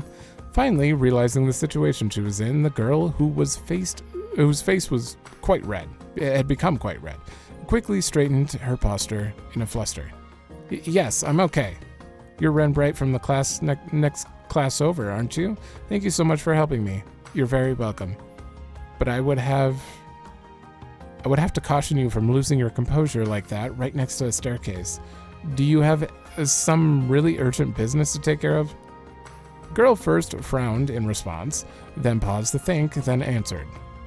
Nothing I can think of, it's weird, but even though it was probably my imagination, it felt like someone had pushed me from behind. Obviously, no one here would do that, so it must have just bumped into someone by accident. Huh. She thanked her rescuer again before disappearing into the distance. The situation had deemed her imagination. However, lingered in Ren's mind. Someone's invisible with a Ramda unit. If I hadn't sensed something was amiss, both of us would have fallen down the stairs. We could have been badly hurt. Was it really just a coincidence, or was it a deliberate action by someone who wants to hurt me? If it was the latter, she didn't have anything to support this theory, but with it came a familiar sensation, the feeling of malicious stares focusing on her from the shadows. It took surprisingly little time for her suspicions to gain evidence. After finishing a gym class the next day, Ren made for the classroom and began preparing for her next lesson. As she did, she immediately noticed something was amiss. All of her textbooks had been glued shut with an excessive amount of adhesive. Try as she did to open them, it was a lost cause to get even a single page. It was an obvious attempt to harass her. The culprits behind the act were equally obvious. Not far from where Ren was sitting, Ronald Griffith and his lackeys, whom she so memorably turned away 2 days prior, were snickering to themselves, their eyes mockingly focused on Ren all the while. They're not even interested in hiding what they're like anymore. I'm sure at this point, they want me to know who did it. Alright, Mike's back. I'm sure at this point, they wanted me to know who did it to intimidate me. This latest development also confirmed in her mind that they were responsible for trying to push her down the stairs the day before. What a pitiful sight they were. Because she refused to join their group, her existence was, in their eyes, now nothing more than a hindrance to Ronald's campaign for student council president. They would stop at nothing to either break her spirit or force her to join, or shame her into lowering her popularity among the student body. It didn't matter that Ren had no interest in taking part in the election. After further inspecting the state of her textbooks, Ren's expression grew difficult to read. I think I can make them usable again, but not in what little time I have left before class. The bell soon chimed to signal the start of her lesson. Ren left her textbook out on the top of her desk, making no effort to open them throughout. Her instructor was, of course, less than pleased about this perceived slight against them, and picking her to answer a question as an attempt to chide her poor behavior. What? You picked her to... Oh yeah. Miss Bright, please read the next paragraph out loud for us. Ronald and his friends let out a series of pleased giggles at this, their minds delighting at the thought of a flustered Ren being told off and humiliated in front of the entire class. But what transpired in reality played out very different from their fantasies. Without missing a beat, Ren did exactly as she was told, reciting the selected paragraph she'd been asked to read word for word, and all while her textbook remained closed. Did you memorize the entire book? Even the instructor could not hide their surprise. But of course, as a student of Aramis Academy, I would never dare to compromise in preparing for my lessons. Ren responded with such grace that she, of course, drew in more sighs and coos of admiration from both her instructor and peers alike. It was only Ronald and his posse who groaned with sullen expressions. The next incident came on Ren's way to school the next morning. She entered the school gates with a horde of other students and was just about to step into the building when she noticed a foul smell coming from above her. She looked upward, noticing a portion of the fencing surrounding the building's rooftop was falling directly above her. Other students noticed at the same time, letting out screams of horror and worries that they could do nothing about. I could get out of the way easily if I wanted to, but the fencing was over 2 arcs in length. She could escape unharmed, but the other students around her would likely not. That was a risk she was unwilling to take. Grasping the battle ornament hidden in her bag, she cried out, "Airstrike?" A sphere of wind formed in response to her incantation, flying upwards at high speeds. She carefully controlled its power so that instead of sending the fence flying, it simply canceled out the momentum instead, allowing her to hop and catch it with ease. This was no accident. The smell makes it obvious. It was a distinct smell of a liquid extracted from a certain plant monster. One of its properties was to imitate the natural corrosion of metal, resulting in its application in certain solvents. Are they literally trying to kill her? Like, what the? This made the fence falling a deliberate action the perpetrator had been trying to disguise as an accident. And with Ren having been the target of several malicious acts already, the culprit was clear. Again, she could feel the presence of those familiar hateful stares pouring into her from the shadows. But again as well, they were not the only ones with eyes on her. Whoa, that was awesome! Did you see that? Is there anything she can't do? Ren's quiet meditation was disrupted by a multitude of cheers and applause from all around her. As if she were a performer just about to leave the stage, she gave an elegant bow in response. This would not be the last time she endured harassment from Ronald's group, but each and every time they thought they had bested her, she would handle herself with exemplary skill, their efforts only serving to make her more popular. The state of affairs continued for several more days, before a seemingly out of patience Ronald summoned Ren behind the school building after lessons were over for the day. He stood oppressively before her, his lackeys behind him, with a composure he attempted to feign before now replaced by plain vile anger. Let's see it. Show me a picture. Oh, we don't get to see his face. Let me give it to you straight, Renbright. You're an eyesore. Even that gentlemanly air he impersonated before was gone. Really? Well, that's not a very polite thing to say to a classmate. Don't try to act cute and innocent. I put too much damn time and Mira into building my position up at this academy. But who's always at the center of attention? You. It's always you. And it's like you're deliberately trying to sabotage my chances of success. And that's the last thing I can afford right now. The more livid Ronald became, the more unruffled Ren was in turn. You're only sabotaging yourself by setting me up to succeed over and over. You are aware of that, aren't you? Had she not been forced to defend herself against him over and over, she would not have received nearly as much attention. This being pointed out caused Ronald to return an audible tut of frustration. Who cares about how it happens? The point is, this has gone on long enough, so I'm going to have to ask you to step off the stage for a while. What do you mean? Ronald seem to present some of his initial cool from when they first talked, as he answered. No, I mean something very simple. You just won't come to school until the election is over. And if I refuse? To this, he raised his hand, and in response, his lackey stepped forward to surround her. The boys were unusually well built for their age, showing off their hulking forms in hopes of intimidating her. Oh man, she's gonna be so scared.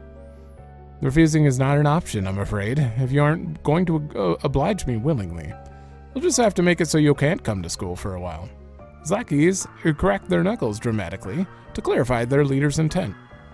Well, that's not good. I think we both know that would constitute a grave violation of school rules. Something about her inflection caused him to mistake her commentary as showing a hint of fear. Oh. Further fueling their desire to dominate the situation. No one's watching a place like this, and even if someone did happen to see, my father's a politician. He can make it go away. If they don't willingly choose to ignore what they saw in deference to my position, that is, everyone at this academy seems to already know their place, you see. Everyone except you. It's because Ren's the only smart one here. His smile then was so unpleasant that a sigh escaped Ren. Oh, I think you're the one who doesn't know your place. I don't want to be rough with him after what Tita said, but he needs to be taught a good hard lesson. Ronald continued, oblivious to what was running through his apparent victim's mind. Now do as I say. His lackeys drew closer, readying to seize her. I'll keep it mild, but I still want this to hurt for them. Just enough to set them on the right track. I don't think Estelle or Joshua would object to that. But just as she was about to act... Stop this at once! Oh. A girl's shout could be heard from the direction of the school building. She was, of course, not shouting at Ren. And who are you? Ronald was visibly irritated. Though the girl appeared to be visibly nervous, she continued to stand her ground. Hold on. Oh, it's been like 2 hours of reading already. Ooh, with no breaks. Well, short breaks. I didn't mean to listen in, but I couldn't help but overhear what was happening here. You can't go through with this. What you're doing is wrong. The girl stepped forward till she was directly in front of Ren to protect her from her schoolyard bullies. As she did so, the light revealed sleek, dazzling blonde hair that shimmered much like the sunshine above. Ren recognized her being the first year who lived in the dormitory next to her own. They weren't close to one another. At most, they only exchanged polite greetings with one another as they passed each other in the hallway. She always seemed like a quiet, polite young woman with a good upbringing. However, not the type whose eyes would glow with resolve as she put her well-being on the line for someone else's. Ren was surprised by this, as was Ronald, though he was less than impressed. He never fathomed another student would dare to resist him. One thing he did sense was that her resistance was little more than a brave front. With excitement at the thought of stripping them that front bare, he grew a sadistic smile and addressed it. Is it now? Well, how fortunate for me that I have you to show me the error of my ways. Ren can wait. You're a first year, I assume. I'm going to need to give you a lesson in just how right and wrong works in our society. Upon his signal, his lackeys shifted to surround their new target over Ren. She began to tremble as danger closed in on her, but still she did not move. Don't you dare. This time it was Ren who spoke up. I'll give you what you want, so you don't you dare touch her. But you sure about that? She wasn't planning on that response, but Ronald was more than happy to have his win in any form. I'll stay away from school for a while. That's what you want, right? But then the experience of studying abroad has been rather tiring for me, so maybe I do need some rest. Ren's voice was gentle in an attempt to assuage the kind girl's concerns. Ronald, meanwhile, made no attempt to hide the joy he felt at victory. laughing heartily with all the glee of a spoiled child. Good, now everyone knows their place here. So no reason to harm either of you now that I've got what I want. Consider yourself lucky now that I've decided to let you go. This guy, they're writing him as the what? I hope he's in Daybreak. I hope we kick his ass somehow. I don't even know if Ren's the main character, if she's just like an NPC. Ronald turned away and made to leave, his lackeys following suit. Good day to you then, and when next we meet, this school will be mine. And then he was gone. With only the girls left behind the school building, the younger of the two looked up at her senior, concern welling in her expression. I really am all right. You're very kind to worry. Ren's smile was one of genuine kindness. From then on, Ren did indeed stop coming to school, citing illness as the official reason behind her absence. What? The students then gathered in the Academy's auditorium several days later for the long-awaited student council election. Aramis Academy, as a whole, placed great importance on the autonomy of its students, and as such, the student council exercised an unusual amount of power. It also weighed upon them a massive amount of responsibility, such as being a sole planner for the Academy's festivals, a symbol of a celebration of spring in the capital. Literally, there is so much power in certain societies for these student councils. The student council at my school literally did nothing. Literally nothing. They have zero power.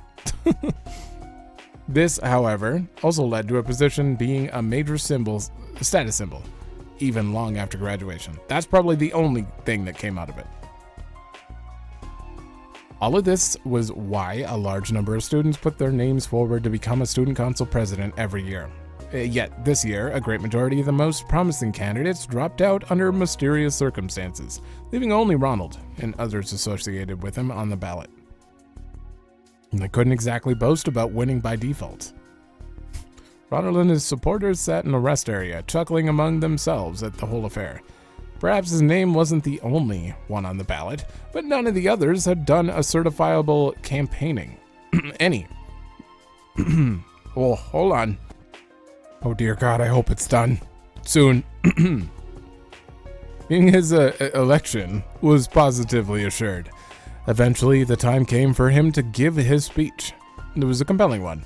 He played the part of a respectable young gentleman as he delivered it, speaking with that same silver tongue he inherited from his father. There were some moments where he failed to hide his arrogance, but as no one else had prepared a speech to give, this was not the blow to his campaign it otherwise would have been. Now, if you could turn your eyes to the screen he spoke of was at the back of the auditorium. This was a rather notable feature to have in a school building, to have anywhere, and it was installed several years prior for use in lectures and to display recreational films. Other nations had yet to indulge in such luxuries, showing just how far ahead Kelvard was in its technology. Yeah, Swin mentioned they have movie theaters and actresses. Up until then, students had used it to display photography of photographs during their speeches, but Ronald intended to take it another step further. He wanted to share a promotional video, and not a simple makeshift one, self-produced one that might ordinarily be presented by an amateur, but rather a professional work he paid a considerable amount of Mira for. Ren's gonna hack it. That's the best way to do this. Its quality was genuinely impressive. His victory was written in stone, but this he knew would cement it that much more. Convinced that this would serve as a perfect beginning to his ascension to the top of the social hierarchy, he started the video. The musical number it played was rousing, fitting. What then followed was Ronald appearing on the screen. So much Mira do you want for supporting me? I can make it worth your while. What? The video playing before them was not the one intended. Oh, that's what she wasn't doing at school. Rather than an inspiration video of what he could bring to the student body, it was a recording of him buying off one of his opponents just days before. As hushed whispers of confusion spread through the auditorium, the next clip played. If you know what's good for you, you'll withdraw your candidacy right now, or the only thing you'll be president of is a hospital bed. And next was an equally unexpected scene of Ronald intimidating another candidate into withdrawing the race. As it continued, Ronald realized what was going on. Someone out there had replaced his carefully prepared video with another. It took you a while to figure that out? Oh man, this guy is not smart.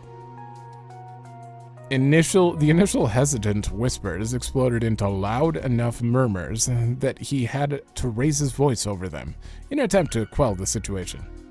This is all a forgery. Someone is attempting to frame me. But just at that moment, as if waiting for his cries of denial, a girl's voice resounded from the auditorium's entrance. I'm afraid it's all entirely genuine. Her voice rang out with wonderful clarity, charming all who'd heard it. She ran her hand through her violet hair and flipped it back as she talked, walked slowly toward the stage. Bribing potential threats, blackmailing, threatening, even executing violence against others, and many other cases of bullying besides. You were guilty of every single count, Ronald Griffith. Before anyone could fully understand what was happening, the student was on the stage and staring Ronald down. All eyes were fixed upon this elegant figure. Indeed, without any effort at all, she had the air of a protagonist from some epic tale making her long-awaited appearance. Damn it, Ren Bright. Why must you insist in getting in my way at every turn? He growled through a sheet of sheer anger. In contrast, the recently absent Ren responded with brilliant composure. You are the one getting in the way of the fair running of this important election. Your countless crimes have made a mockery of the whole process. Ren turned away from Ronald to the rest of the student body, as she continued to list his crimes alongside the still running video. Some elicited frowns, others sympathy, others complete silence, but by the time she was finished, all were united in a single overpowering emotion: anger. Brings me no joy to say that this is about a fellow student, but I'm afraid it must be said. Ronald Griffith, you do not deserve to even attend this prestigious academy, much less be a president of its student council. Similar censure from other students followed in rapid succession. Yeah, she's right. Stop ruining our academy. You've gone too far. Ren's accusations wasn't the only reason for their anger. The students of Aramis had long loathed Ronald's oppressive behavior. They only hadn't spoken up before because they were afraid of his father's power. This is sounding like every story written about a school ever. Now that they realized he could be stopped, their anger had reached an explosive boiling point. Ronald suddenly found himself at the center of a torrent of abuse. He looked to his lackeys for support, but even they refused to meet his gaze. Hey, they're guilty too. It then dawned on him just how fragile all he thought he built was. Rage gave way to the instant deep despair and casting a glare of pure hatred toward Ren.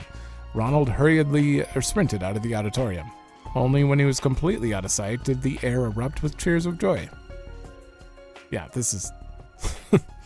In the end, addressing the aftermath of the election took long enough that by the time she left for the gates, it was already evening. Yet, even with how late it was, instead of walking her usual route home, she stepped off the path to enter an entirely unoccupied park. How does this work? No one is going to interrupt us here, so how about you come on out? Wait, how does this work? Oh. In response to her words, Ronald emerged before her for the first time since he ran away earlier, and with 10 or so of his companions in tow. Wow. These men weren't his usual lackeys, but instead vicious figures with dark expressions and gaudy clothing. They were clearly not students of the academy. More than likely, they belonged to some local gang. You don't keep very good company outside the school now, do you? With others dressed up, I assume you must be off to a party or something.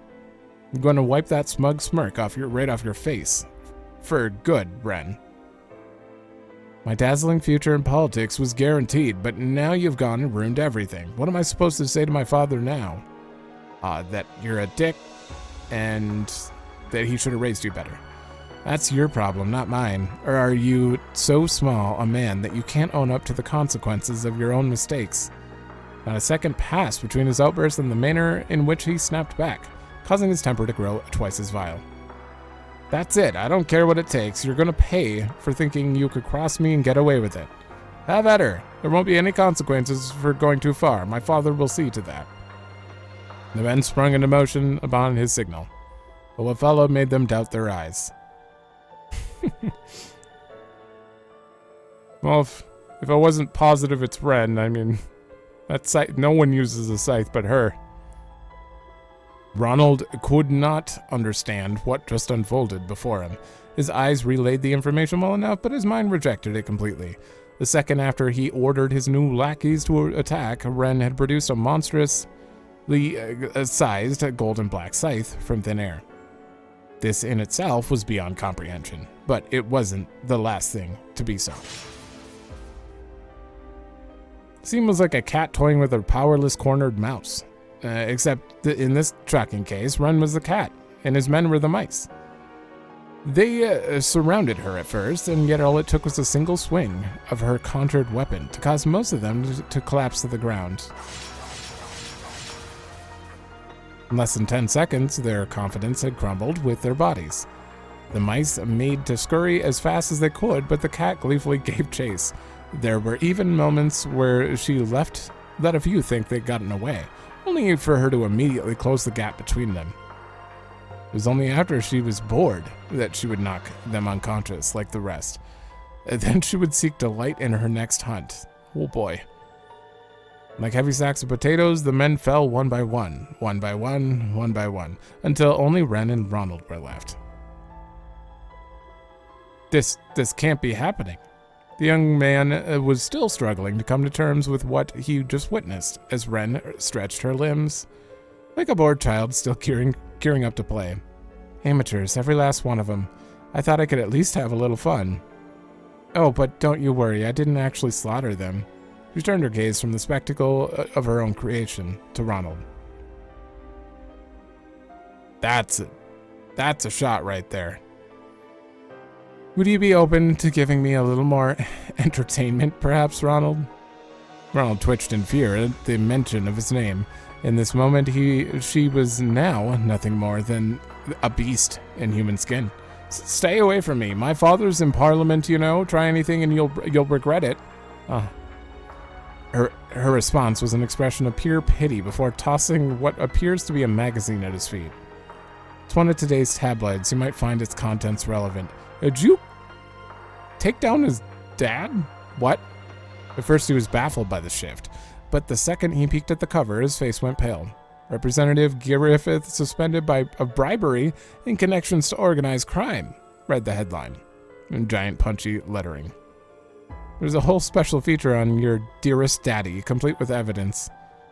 It mentions that the CID is going to be conducting an investigation as well, so this may be the last day you can say he's in Parliament. My condolences. No. So visceral was the shock at this news that the simple word was all he could muster. Even then, Ren wasn't finished. So now that he's been removed from the equation, I'll ask again, would you be open to giving me a little more entertainment? She edged closer and closer, scythe in hand, and a sadistic smile lacing her lips. Ronald tried to retreat in fear, before tripping over a rock and falling hopelessly on his backside. All he could do was watch her, as though she were the Grim Reaper, tears and snot streaming down his face. Be a doll and play with me, then you'll understand why they used to call me the Angel of Slaughter. She raised her scythe above her head and ready to swing it downward, before realizing what she said. Oops, a grown woman wouldn't play with dolls, would they? And here I thought I could better control my childish glee. Maribel. And she covered her mouth with her free hand, blushing with feminine modesty at her slip-up. None of this was behavior befitting the proper leader she wanted to reflect. After composing herself, she turned her attention back to her prey, only to see he was already unconscious. Finished. As she left the park, a calm young man called out to her. "I certainly am." Ren met eyes with the brown-skinned young man leaning covertly against one of the trees. It was safe to assume he had witnessed the entire affair unfold. Oh! He glanced inside the park for a brief moment before speaking with slight but genuine admiration. "You really are something." "In what way?" "In every way, even if I was more struck by the hacking abilities of the famous Kitty than the combat prowess of the infamous Angel of Slaughter. It's so hard to believe you managed to find dirt on his bigwig dad that easily." "I don't think that's who I'm thinking it is." Ren's response was a matter of fact. It was showing no sign his praise had gone to her head. Most people just aren't as cautious about cybersecurity as they ought to be. Understandable, with how new most are to it. You guys always say that, like, understandable. It's still new though, like, but in reality, they're just referencing like this exists elsewhere, and cybersecurity would be way more of a thing, but it's new here. It just seems like some characters are aware of the real world somehow, but just based on the way they say that kind of thing. Of course, it wasn't nearly as easy as this when you're dealing with leading corporations and politicians at the top of the food chain. You made it sound like you've tried before. Maybe I have. Ren's smile was both cryptic and daring. "Darling, I've been more impressed with you. You were quick to write a piece that scathing, while also finding me exactly the proof I needed. I'm glad Grace introduced us." "Definitely not who I think." "Wait, you know Grace?" "The man's name was Dingo." Okay. Dingo? And he was a professional reporter for a tabloid. He was extremely capable at his job, very well connected, and held a reputation for never shying away from danger. After being introduced to another guy by Graceland, he and Ren made a deal with one another just a few days prior. The terms were simple. Dingo would provide Ren with proof of Ronald's misdemeanors, and Ren would use her hacking ability to provide evidence on his father's crimes. Both were now reaping the reward of each other's success. Though I'll admit that I did get some help from a friend, he was none too pleased about being asked to look into a scummy politician's equally scummy son, but he pulled through. "Oh, you just have all kinds of connections, don't you?" She did sense someone other than Dingo was acting on her behalf while she was off school, but she wasn't sure who that someone was. This curious sensation regarding their identity remained as she continued the conversation. "You know, I'm surprised you didn't meet with any resistance in running that story. Just goes to show how big a fan the government was of Griffith. They left him alone because he didn't actively oppose the current president's party, but from the CID's perspective, this chance to take him down was about as good as it was going to get. Does sound like something Miss Taito Master over there would do. I can't say I like the feeling of being used by her, but oh well." Dingo made a curious observation. "I have to wonder why you went to such lengths to get rid of a small fry like him. He really bother you that much?" Ren glanced briefly at Ronald, still collapsed on the ground of the park, before shrugging her shoulders dismissively. "Not in the least. I didn't intend for this to go as far as it did, though, either. I only wanted to teach him enough of a lesson so he'd leave me alone, but it was then that the younger student who tried to save her came to mind. I think the students deserve a much better student council president than him." Then let out a titter that was most refined. I don't even know what that word means. As Ren expected, the allegations led Ronald's father to resign from Parliament, while he resigned from the Aramis Academy. A group of students who exerted power over the student body with his backing vanished overnight as a result. Really? bidding peace to return to the grounds for the first time in too long. You're saying all the bullies basically got disappeared? One thing, however, came about from this that Ren had not expected in the least. Yeah, you're the president. Here are the documents relating to next month's budget. Student Council's new president accepted the documents from the blonde-haired first year in charge of general affairs, perusing them straight away. After Ronald dashed out of the auditorium on the day of the election, most of those in the group who put down their name dropped out in a timely fashion. Voting still took place even then, but once all was said and done, nearly 70% of the votes cast were disqualified. This is because they were all in favor of someone who never had put her name on the ballot, Ren. Artemis was known for how little its staff intervened with the many liberties it gave its students, but this time the staff was clearly concerned that dissatisfaction with Ronald was going to present dire problems in the future. The teachers then chose to directly negotiate with Ren, and in the face of such fervent demand, she reluctantly accepted the position of Student Council President. None of her duties posed a challenge to her, but by accepting it, she had completely and utterly failed her initial goal of avoiding attention. Wonder if this is how the Thor's Branch campus first Student Council President felt when he was elected. Even I couldn't believe it when Tita told me. Oh, you're not... Right, you don't want to spoil who it is, but yeah. Alright, it is what it is, I suppose. I'll just have to make use of it. This is the best I can.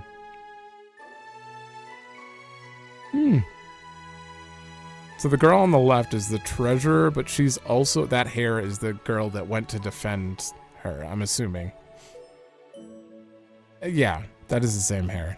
Sunlight beamed into the student council room. The blonde-haired girl and two of her friends struggled with a new workload they were adjusting to. As Ren sat there, ears open to random talk and occasional grumble, a thought crossed her mind. If she has no end of real-world worries, the problems arising from rapid technological development, the society's next move, the ominous winds of change blustering over Calvard.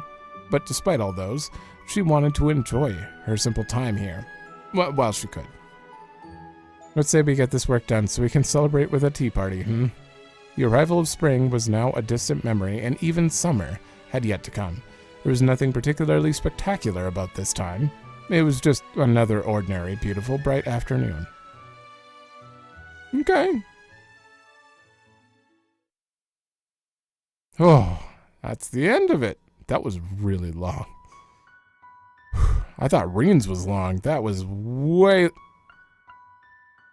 longer. I need a drink. Hold on. I didn't know there was a third one. Oh no. You know what? We're not gonna have time for... I'm gonna do this and I'm gonna do the review at the end, but we're not gonna have time to see all the beach things, unfortunately. That's fine.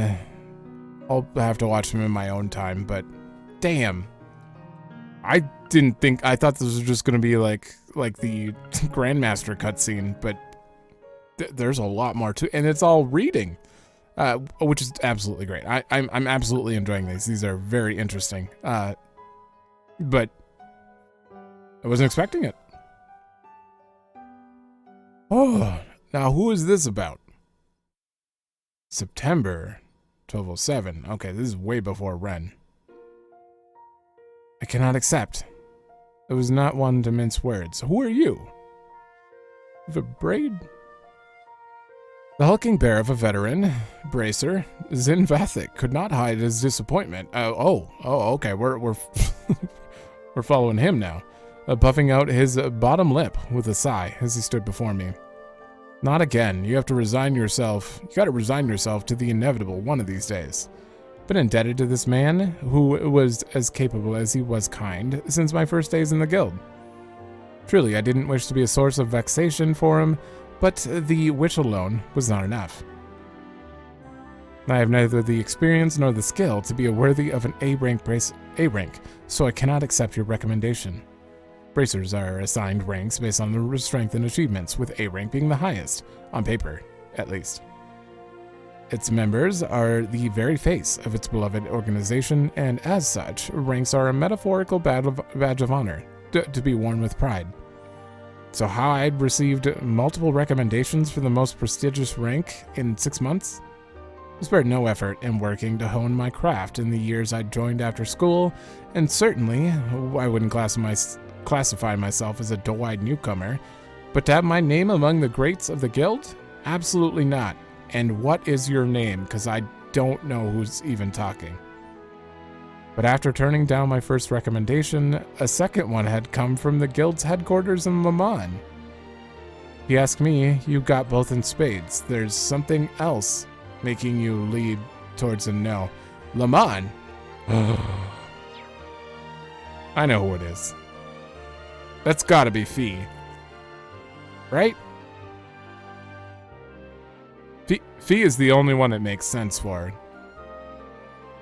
Zin's awkward smile toward me had been pressured... told me he had been pressured by headquarters to persuade me. I folded my arms. Setting aside whether you're overestimating me or not, which I believe you are, there is. I would very much like to not stand out any more than I already do. Wait, Fee doesn't talk like this. I think. Not really. I've been getting offers to be a model, to star in films. It's been frankly exhausting forcing them to give up. Now, what do you think would happen if I were to accept a promotion? I'll be neck deep in the same mess all over again. Okay, that makes sense, but sorry, you're a 1-2 punch in the beauty and bronze department. No, trying to lay low's a lost cause. That definitely doesn't sound like Fee. With the kind of fans you're getting, maybe you should consider the silver screen after all. Who knows, you might walk away with an award from the film festival. Zin's laughter was hearty in contrast to my unamused frown. Much as I respected him, he could do with showing a little more decorum. That's not funny. I understand being in the public eye to some extent is inevitable, and I've accepted it. But I'm a bracer, not an entertainer. I wasn't trying to be funny, though. You gotta find a way to let off some steam, or you're gonna break when we need you to put together the most. Happens to the workaholics like you more often than you think. I think I was pushing myself that much, as much as he implied, but I also couldn't deny there was a nugget of truth to what he said. We were getting off topic. Just why is headquarters so desperate for me to become an A-rank bracer? I can't see the logic behind it. Well, you see. Starting with what you know, the reparations from Erebonia have beefed up our economy this year, so all kinds of new investments are pouring in from across the continent. Now, I'm no economist. I can't speak anymore. But people go where the money's at, and where people go, conflict follows. That's just how it is. I saw where he was going from there, electing to expand upon the rest myself. So now we have disputes between megacorporations and a stark increase in Jaeger activity. These are in addition to the known growth of private military companies and increased tensions between the mafias. You got it. You think it's bad now? It's only going to get worse from here. That's why Le Mans wants to up security here while promoting our rising star, you. I see it as good PR for the guild, as a deterrent to any potential threats that are thinking of stepping out of line. Perhaps I was more vaguely aware of their goal in using me than I wanted to admit. This didn't make hearing the answer any more satisfying. If they have you asking me to play my part, then surely they have asked you to play your part already. You've been recommended for S rank, haven't you? If you know of a better deterrent than having an S rank in Calvard, then I'd like to hear it. Zin scritched the back of his head, awkwardly, upon the statement. I just don't think I'm up there with someone like Cassius Bright. S isn't even an official rank, and even if it was, just look at me. You think a guy like me is a picture-perfect advertisement for the guild? Okay, well, I did say that you wouldn't be a good S rank, but I didn't necessarily mean it. I think Zin would. I think you have the skills, achievements, and the build to be one, yes. Curt, quick response. Alright, point made. can't force you to take the recommendation, and I'm not about to be a hypocrite. Just, let me know if you change your mind, okay? Alright, I'm just gonna pause when I have to cough. With that, the conversation came to an end, and the guild's bracers gathered to begin a routine meeting of delegating open requests. This is how I preferred things. It was better to stay like this. Well, who are you? There's a point when I wanted to be something more. I can no longer remember when that was. Sometime during my childhood it happened, I'm sure. I just recall realizing how small the world truly was. So I prayed and longed to become someone I was not. It was around high school when I thought I became that someone. Those years were unforgettable. I'll never forget the unexpected reunion that was had there, nor the priceless treasure I had gained. I truly thought I'd gotten closer to who I wanted to be. I keep picturing that it's Fee, but I don't think it's just a lot of this doesn't line up, unless wait, no, this is still the same year as the current game, though. But in the end, it was just wishful thinking. My hand, once held, was now empty. And I was still a nobody. I refused to stand still. I grow unrelenting in following the new path I'd chosen for myself, ignoring my family's objections. Family? Yeah, I have no guesses then. My motivations had changed, however. I no longer possessed that girlhood desire of becoming something more, of becoming someone. I just needed to keep moving, however aimless that movement was.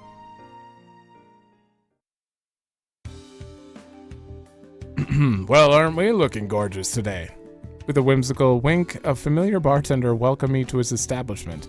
He was a tall, affable man who lived by his own rules, never hesitated to lend a helping hand to others. He reminded me much of the Crossbell City branch's receptionist from the few times I visited for work.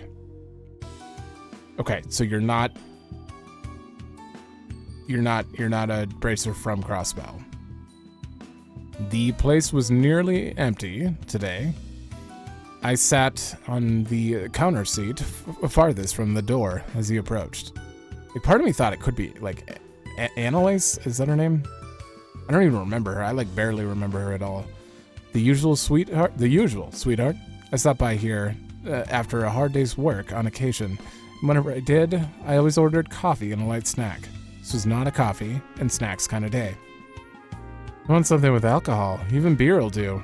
Not at all fazed by the vagueness of my order, he walked away and started preparing my drink. It wasn't long before he returned and placed an elegant glass in front of me. Get rid of that A. I think this is a little more you than a beer.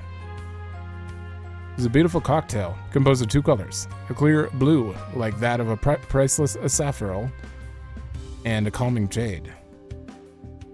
No doubt he could tell how disquieted my heart was, and was trying to soothe it in his own way. I thanked him inwardly, before daring to broach my other reason for coming. Did we learn anything more about what I asked?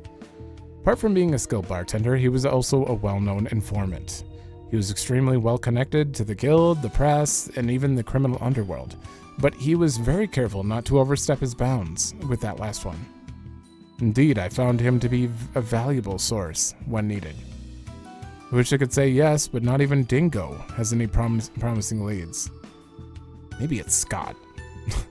Still, I think you've got your eyes on the right district. No, he's in Crossbell. It's only a matter of time before they get smoked out. I see.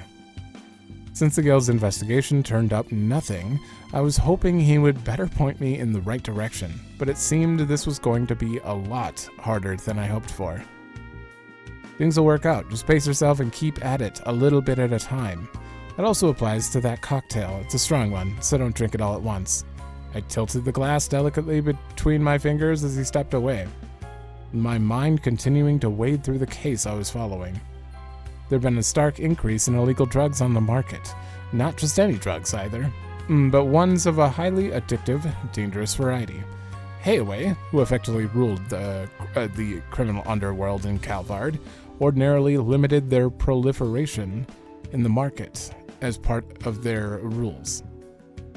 Limiting the number of drugs was, of course, far from the ideal elimination of them, but none could deny that the syndicate's actions had brought some semblance of order to where chaos often reigned supreme. Yet the past few years had seen a worrying number of criminal groups rebelling against these carefully curated rules. One of these groups was surely behind the change in the market. And all this held a presumed connection to the two missing people. The guild and police had been tasked with searching for 2 children below the age of 10, a boy and his younger sister.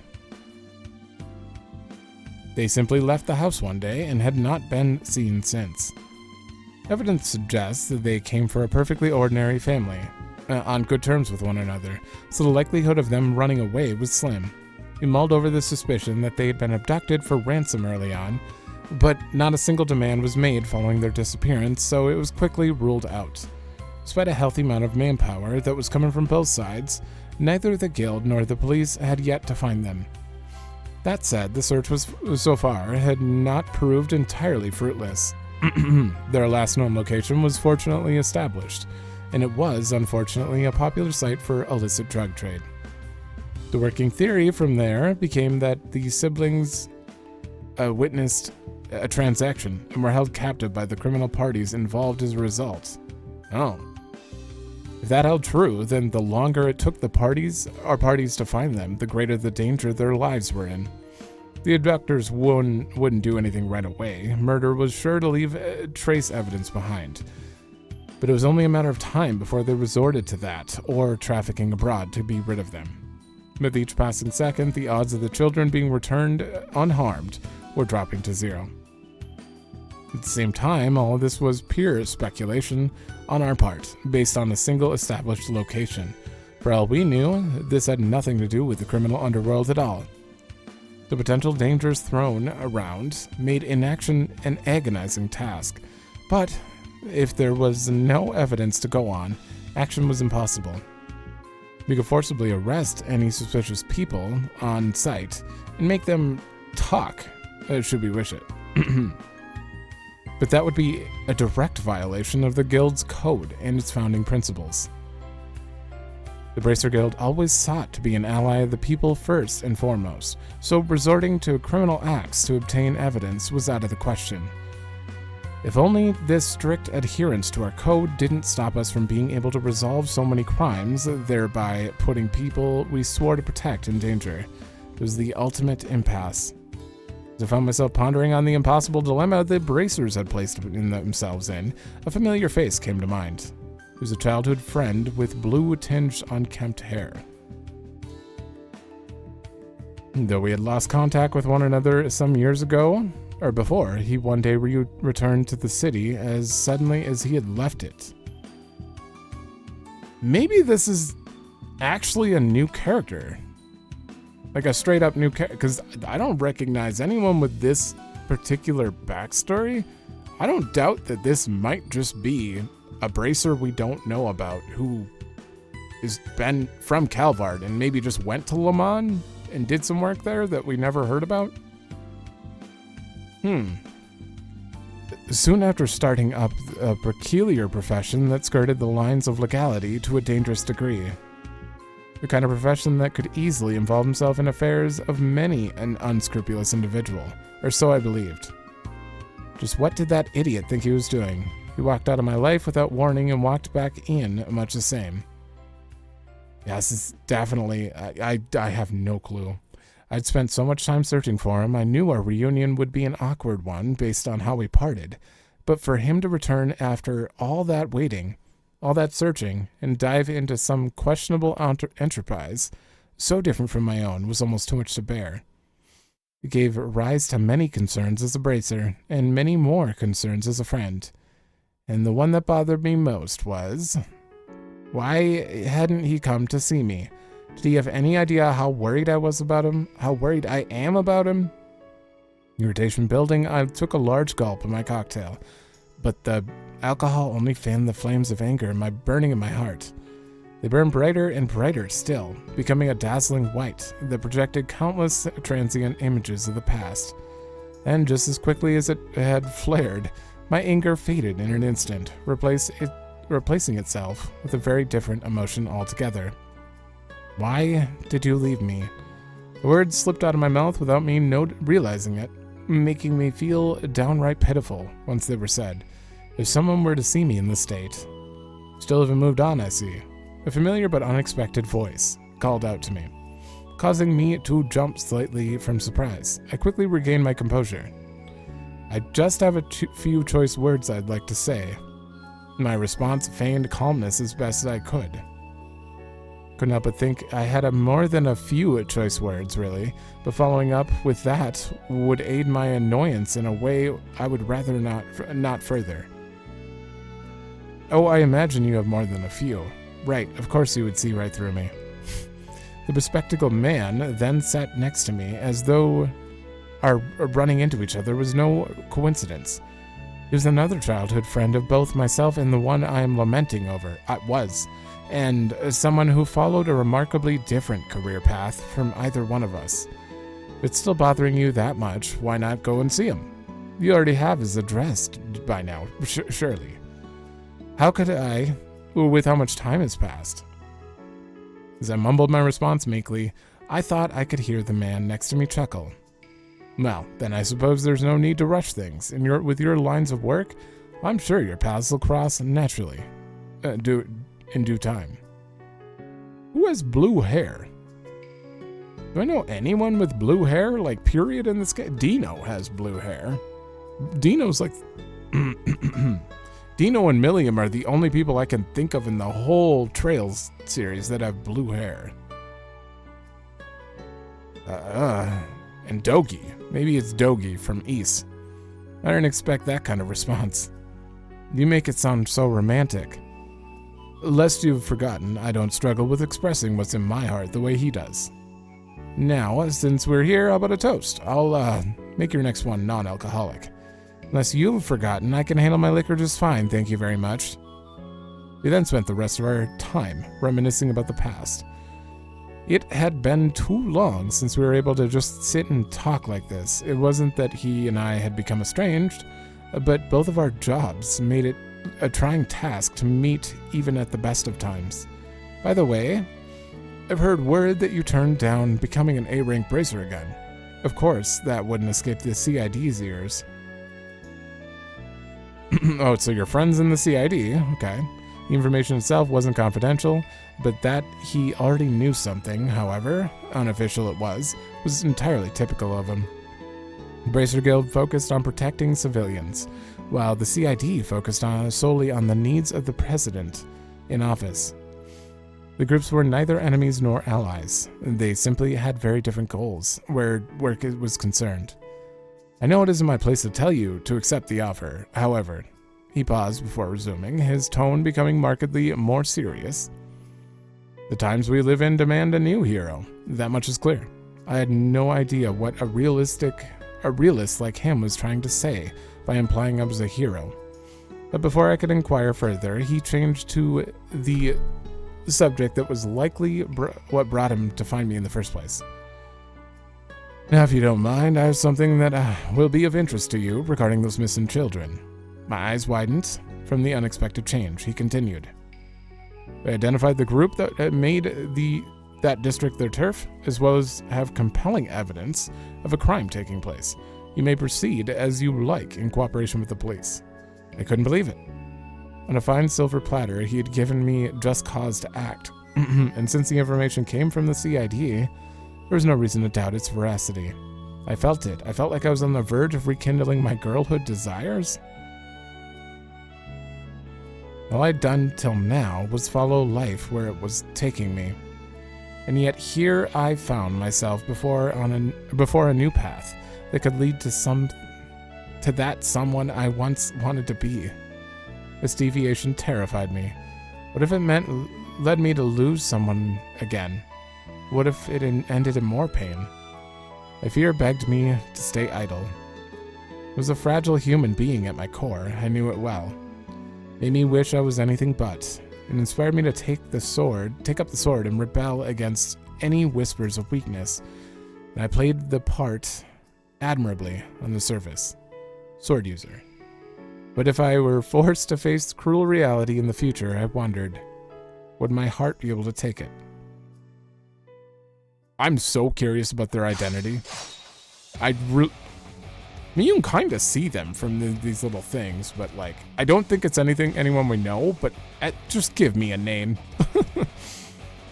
As I sidestepped to the left, I shifted my center of gravity and unleashed a flurry of slashes against my first foe, using that momentum to thrust both myself and my blade towards the second. 2 low-ranking mobsters fell to the ground. They were members of the mafia I'd been chasing, and right now I was in the thick of their den of operations. My friend gave the guild and police the excuse we needed to take a more direct stance against our targets. His information was vague, however, so we still had to discern the precise location on our own. I, Zin, and several other bracers agreed it would be best to split our forces and attack several locations in unison for this part of our mission. Based on what just transpired, it appeared my location was the lucky winner. Wait a minute. No. You're not. There's the intruder. Hey, I've seen her before. She's from the paper. 2 more reinforcements arrived, but I was hardly going to give them time to act. No, that's not the sword, right? From Reen's one? It's not her, is it? I don't think she even gave her name to us. Princess. It can't be. I mean, it could be, because this is 1207, but I don't know. I raced forward, swinging my sword twice as I passed them, and they fell before they could even raise their weapons. I advanced. Mobsters appeared in droves. Presumably, word of my arrival had already spread. There she is! She's that bracer's words been going around about? She's that bracer's words that have been going around about. What? I don't know. That's such a weird sentence. Well, damn it. What if the immovable's here too? Don't be chicken shits. It's one woman. We can take care of her. They then charged me in a mass, at least 10 of them, with far more reinforcements on their way from farther inside the building. Forcing my way through with how many they had in their number was risky.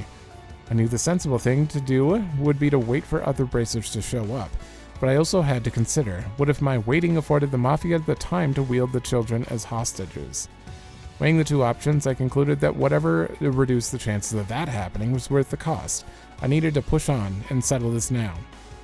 Besides, I believed I had nothing to fear from this pitiful group as they were.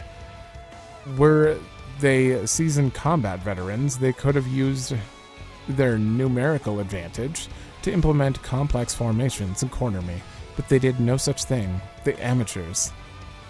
And they dared to believe they held a candle to Heiwei's martial arts? In the face of one of my experience... their bloated size was more of a hindrance than a help. They wouldn't be able to utilize even half of the potential against me. Oh, does she mean like they're amateurs compared to Heiwei's? I thought, because she has a sword. I was like, you're not using Heiwei's martial arts, right? I first had to position myself and them appropriately. If I could ensure the gun-toting wielders among them were in each other's line of fire while rounding up the close-range fighters to a single point, they would soon have bigger worries. Friendly fire. Their vulnerabilities would then spell my victory as I cut them down. 1 down, 2 down. Precious seconds after defeating a foe were the most advantageous. Just as a man had fallen, I was on to another before they had time to adjust to my oncoming blade. Incoming. There was no pattern to who was next by design. I chose my targets with stunning erraticism, throwing them into complete disarray as more collapsed to the ground. 3, 4. I would go around them in a wide circle. I would move between them, while remaining ever aware of any surprise assaults at my back. I waded through them till I encountered the ones farthest back. These ones never even considered I would be able to reach them. They were spread so carelessly. The men took up their guns with newly alert panic strewn across their faces, but their fate was already sealed. They were powerless as I closed the gap between us. 5, 6, 7. With over half their number down, the remaining mobsters were quickly losing their will to counter. Some attacked out of adrenaline-induced desperation, calculating their next moves so poorly that they fell into my long-set trap and accidentally attacked themselves. At this point, the battle was as good as final. All I had to do was continue taking them down until I was the last one standing.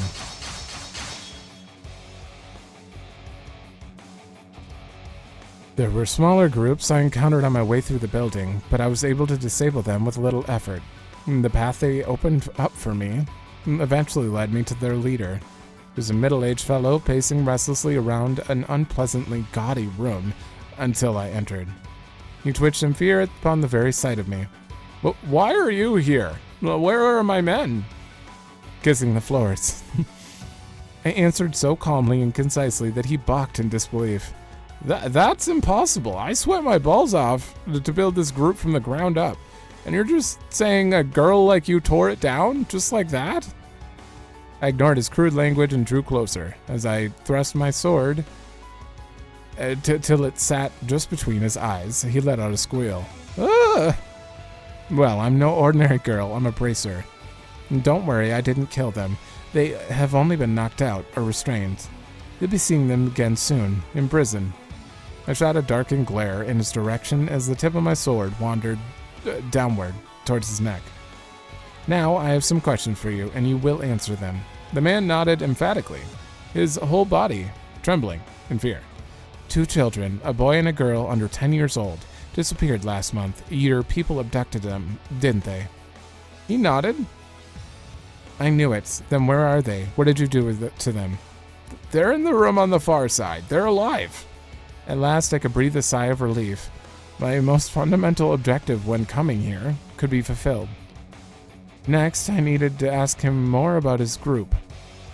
I thought you all seemed far too weak to be charged of this district of the city, but after coming across your account book, everything fell into place. You're working on behalf of someone else, aren't you? He was so unsure of how to respond that he fell completely silent, but that alone gave me my answer. Who is it then? Tell me, is it A? A? I can't. He flinched in fear as I pressed him, resisting as though he genuinely couldn't say. Then, just as he opened his trembling lips to speak, I heard a strange thudding sound from outside the room. I stepped away from the man, my sword still firmly in hand. Crunching, squelching, splattering. More sounds, these more audible than the first. I didn't know what to make of them, but they made me feel an instinctive revulsion as they dragged on.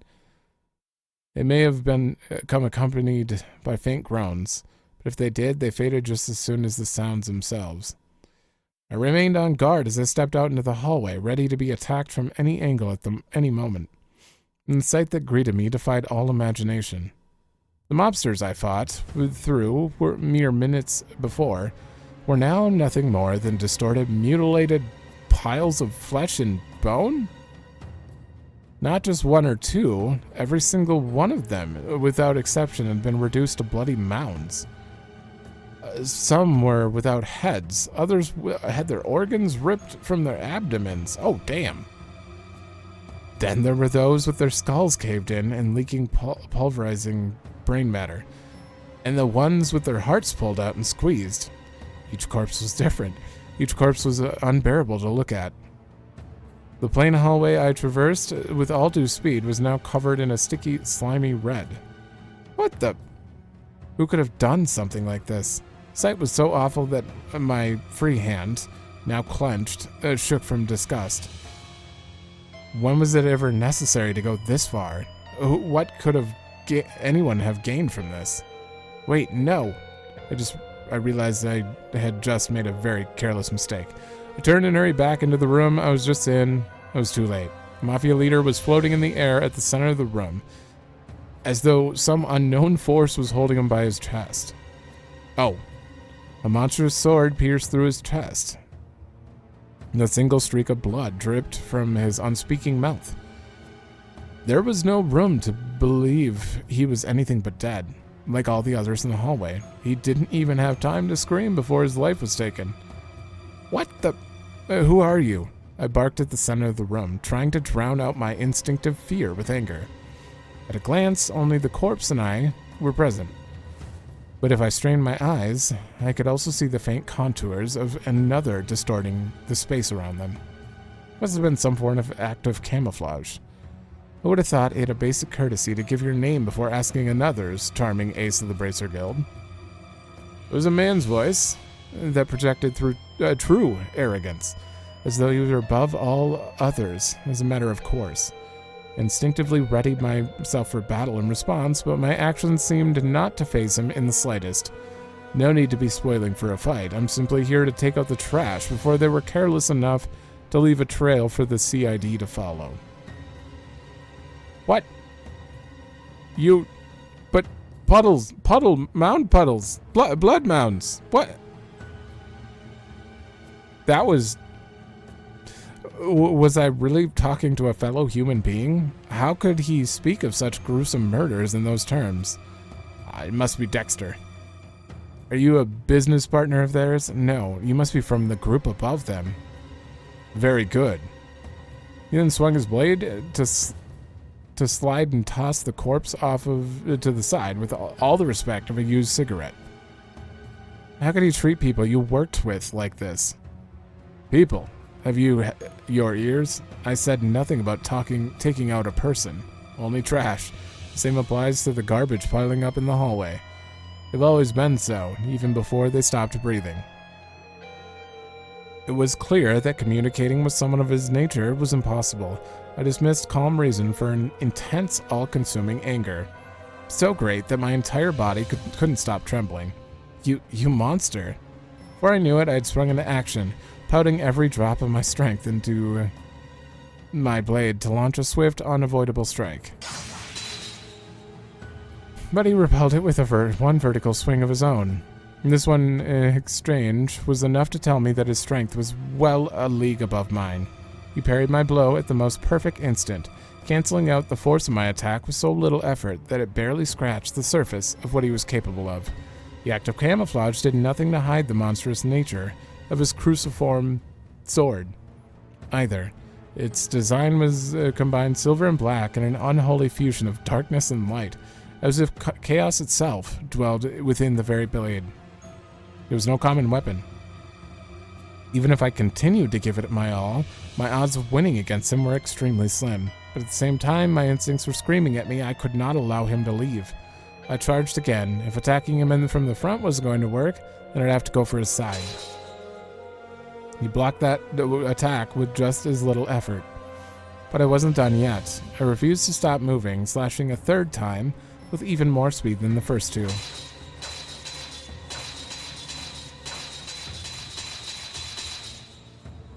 I showered him with a flurry of them, each one faster than the last.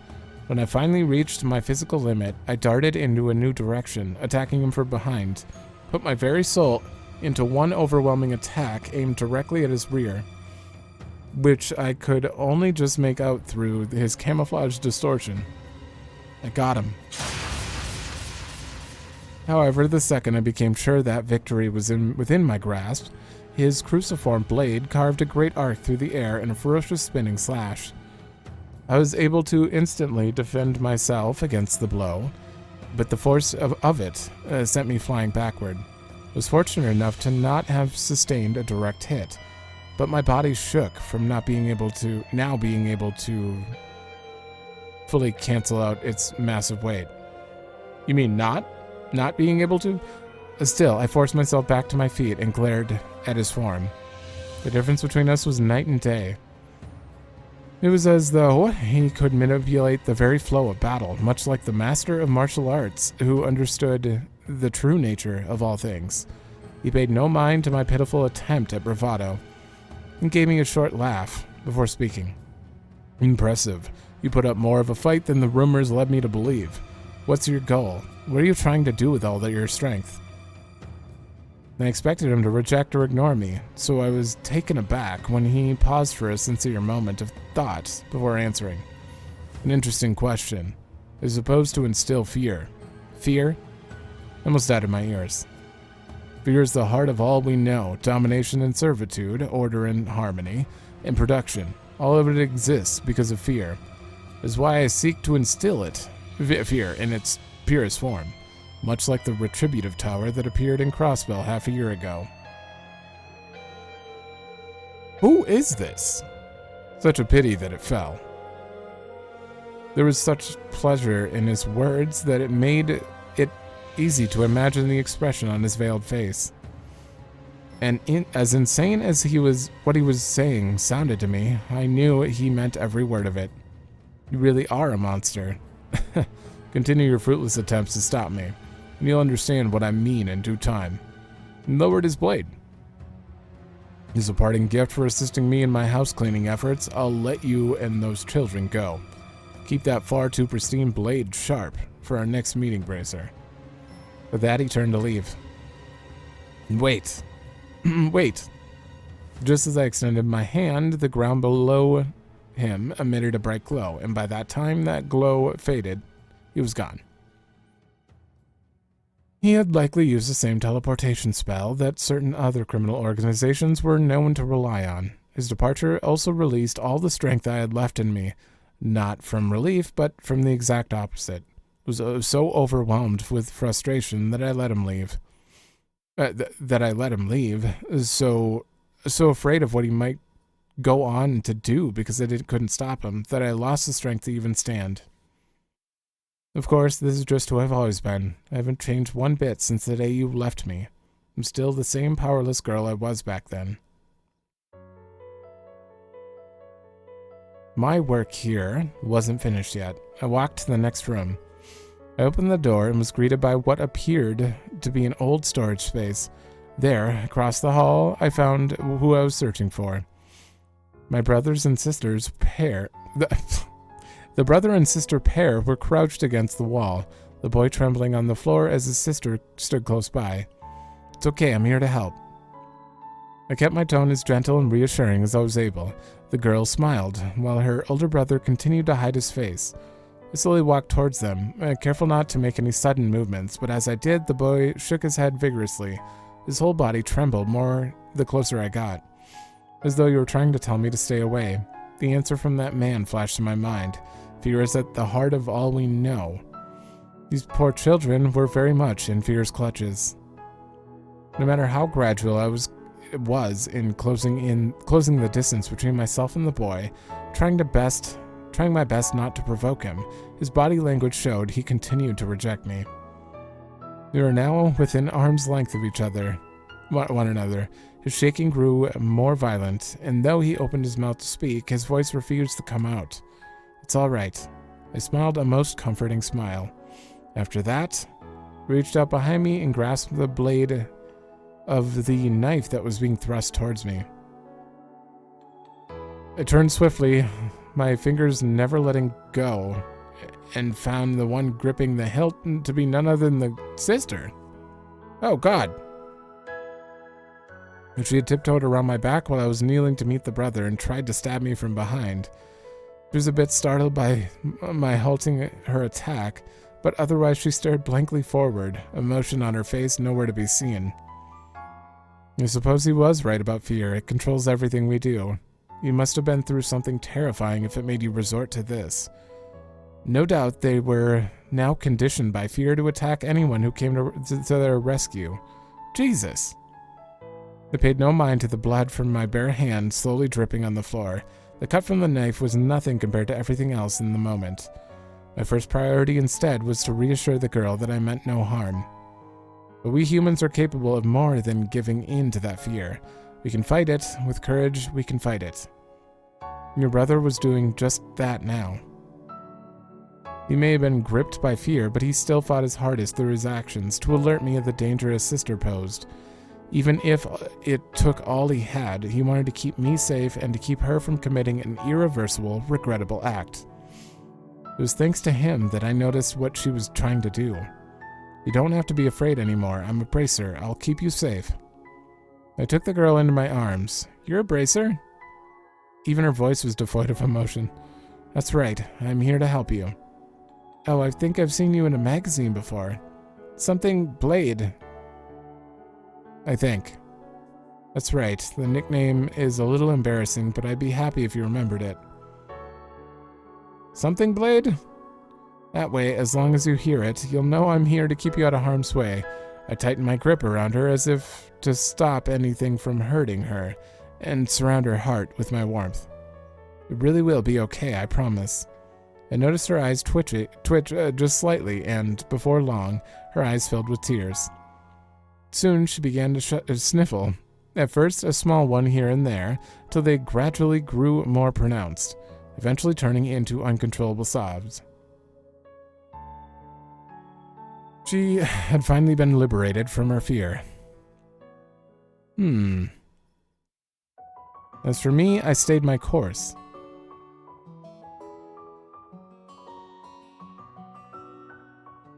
You've never heard this. I was too afraid to deviate from my current path.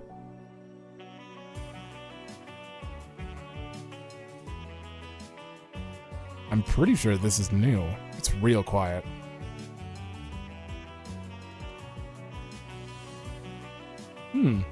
Still, I had chosen this path with pride in my heart. I didn't think it would be right to turn my back on it now. But I wasn't going to let it be an aimless journey from now on either. And so, it was another day in the Edith branch in Calvard's guild. Sounds like the Mafia was trying to copy what that other organization of assassins managed to pull off. Oh, I was discussing the recent case with Zin.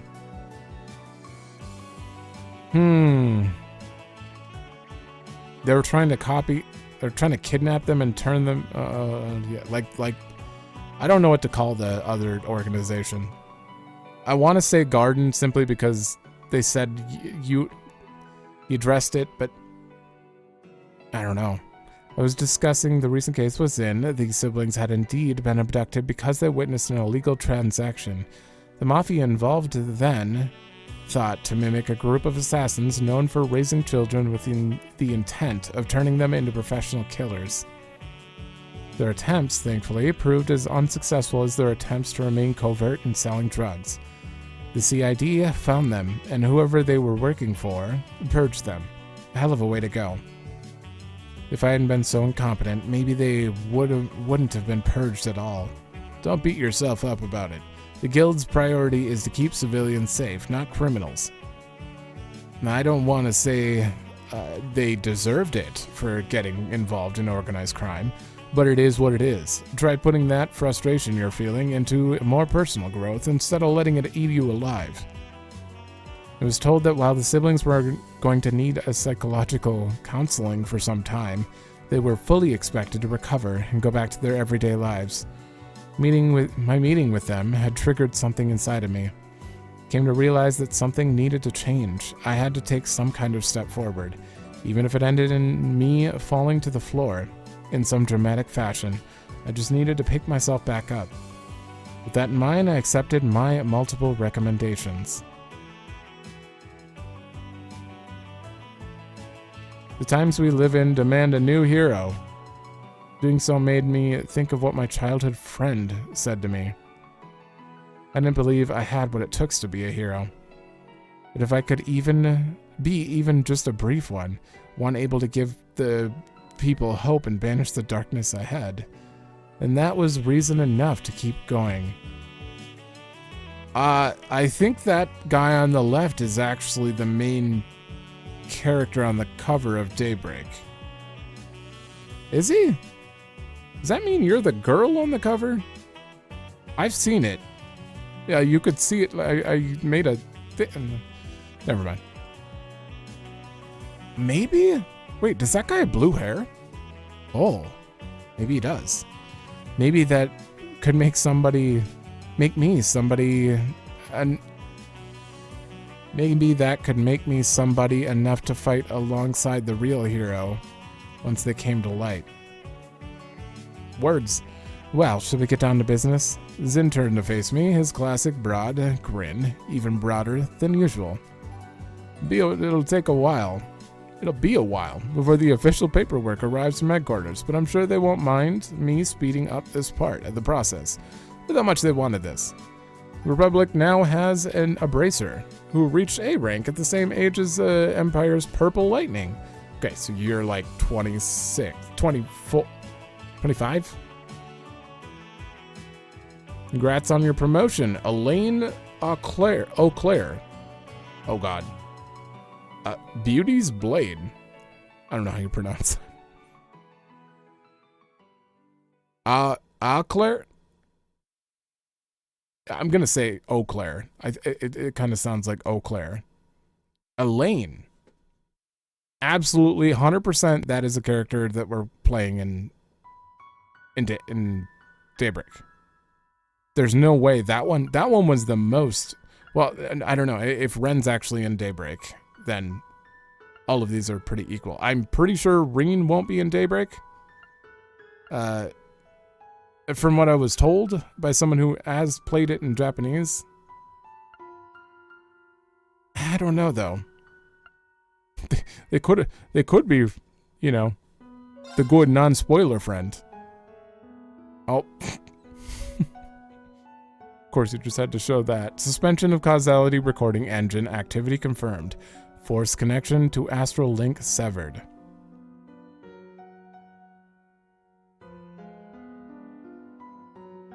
The whirlpool of causality engulfing Erebos in the fated land has been at last unraveled. Okay. Though the bell ringing in the end of the days has yet to be silenced. There will always be a bell ringing end of day. It's just a new bell. It's the most recent bell. You, children of Zemeria, have earned your moment of peace until the time comes to face the final hour. Whoa. Until you, with hope and fear in your hearts, must walk new trails.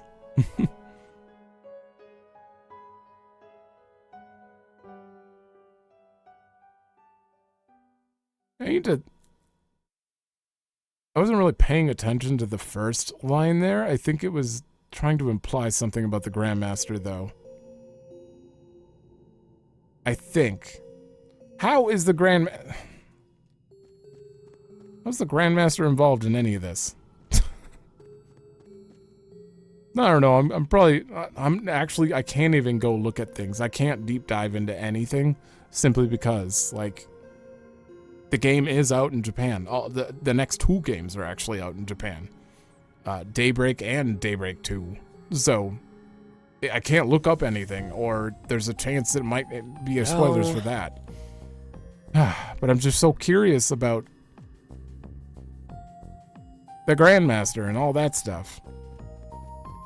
And I guess the reason why they used her as a background, but we had one scene with her. I see some fish swimming around. It was a good cover art. It's very good cover art. All right, I'm not actually doing this. We're going here out of disappointment for the fact that we're not going to be able to do this. I'm still going to do my review in here. Just so we have a little break from that area. That's for sure. This is a much better area for me. All right, I'm going to take a minute. We're going to go do a quick review, and then we're going to close this game out until daybreak. Okay. As you know, actually, I have to pause it, don't I? Rena's literally gonna just keep saying okay if I leave that on pause. So it's gonna have to stay paused like that. But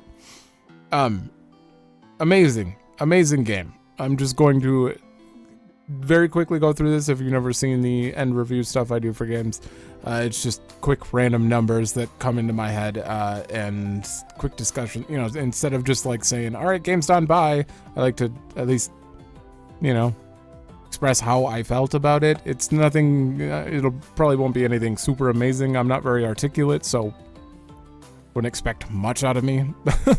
But yeah, I have very good things to say. As far as story goes, 9.5. This game is almost perfect. It's just there are things that are unanswered. Which is fine. You should leave hooks for future games, especially if you know you're going to have them. But they're unanswered it's mostly the Grandmaster stuff that I feel we could have used more on. I feel like it was there, it was ready, they just didn't do it, you know? Like, I feel like they could have added just a bit more on that. Other than that, like, everything was perfect. Like, Rufus and Lapis, their storyline, and Nadia and Swin, their whole storyline, their whole addition to the game made it still feel fresh. It didn't just feel like I was continuing on with Class 7 or, you know, SSS. They actually like piqued my interest even more, and honestly, I really enjoyed everything about that. Rufus and Lapis were every moment that they like you saw them slowly changing. Like, that's a big thing for Rufus, big deal, something you never would have thought of after the second game, you know. But yeah, absolutely love the story. Not really much to talk about in. I mean, there's not too much extra stuff you could talk about with the story, except for I would probably have to say my favorite moments. I mean, I love the end of the game. The end of the game itself, everything about the end. That was a 10 out of 10 ending for me. But if I was going to exclude the ending, I guess my favorite moment in the game would be it would probably still have to be like Reen and a fake Arios battle leading into that whole reveal in Nord Highlands. That was really cool, and I just felt very cinematic compared to a lot of stuff in the game, you know, because they have two very different cutscene styles in this game, and one of them is much higher quality. Speaking of that, the very beginning of the game too, when they're like flying in, and Yuna's in the Soldat, and she flies them in. That one's very memorable. If I have to think of like scenes that I remember from Reverie, her flying them in and then them breaking into the tower, and the Reen in Nord Highlands were big moments. Also, just Lapis and Rufus sitting on the Nihon Volley Argus. I forgot what Argo. Sitting on the deck for the Argo and just talking. That was a really good scene for me too. Also, when he pulls her up out of the group of dolls and says, "You are Lapis," and even though he put a tracker on her, which kind of ruined the moment later hearing about that, but so yeah. All right, and for sound, I mean, the music, they did reuse a lot of songs. There were a few unique songs in this, but a majority of them were previous game songs or remixes from the songs of previous games. So like the music itself didn't really deviate much, but I love Falcom music. I will never not. Like I gotta say this is like 9.25 overall, and the music is the reason it's high. Sound effects, and I mean they're sound effects. They're a bit loud actually sometimes, but that doesn't really matter. But they're not really something to talk about. But the voice acting is the part that brings it down. Like music would be a 10, but the voice acting itself is great. Obviously, it's great. It's just it comes in at the most random times sometimes. It's like I don't know. You have to read for 20 minutes, but then there's a minute segment in there where they talk.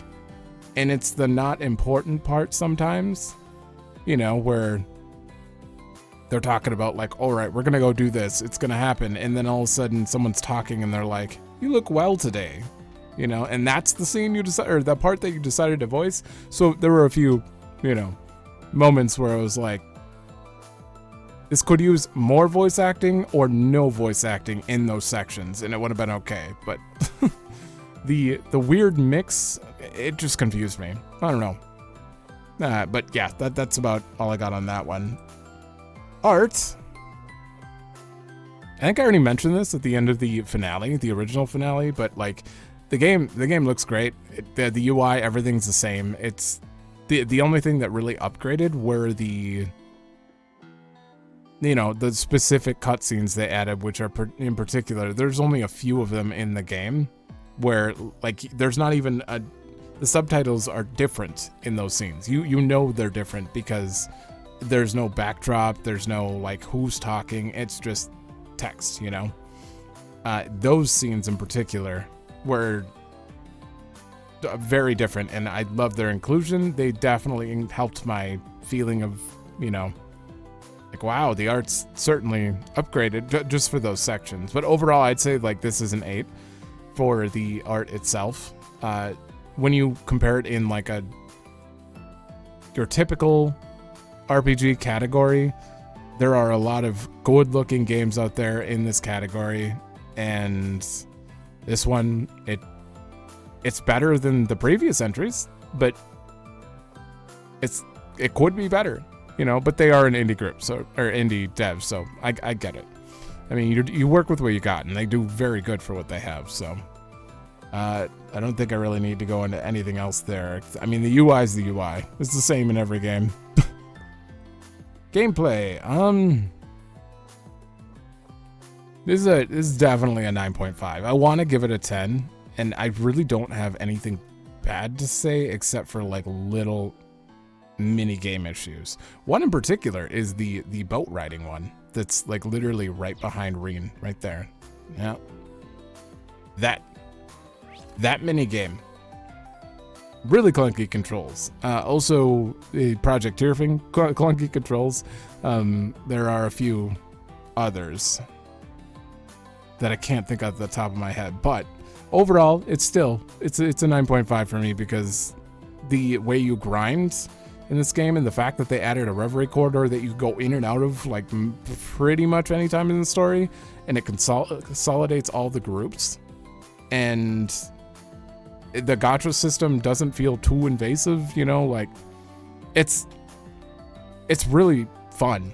It's really well done, and like I'd honestly play this game again just to, you know, grind from 0 again, you know, or we'll grind from 90. I think we started at level 90, but yeah, it's just overall great. The route system being added in general was perfect. Like, I was a little iffy on it at first because I'm like I don't know who to play, when to play, but the way they lock you out is very nice, especially in the later chapters. The way they do it is very nice for storytelling reasons and stuff, so I definitely prefer it. I wish we could get more games with, you know, the route system like this. It would be awesome. But yeah, they don't like lock you out at weird points. There were early moments where they locked you out, and I'm like, wait, what?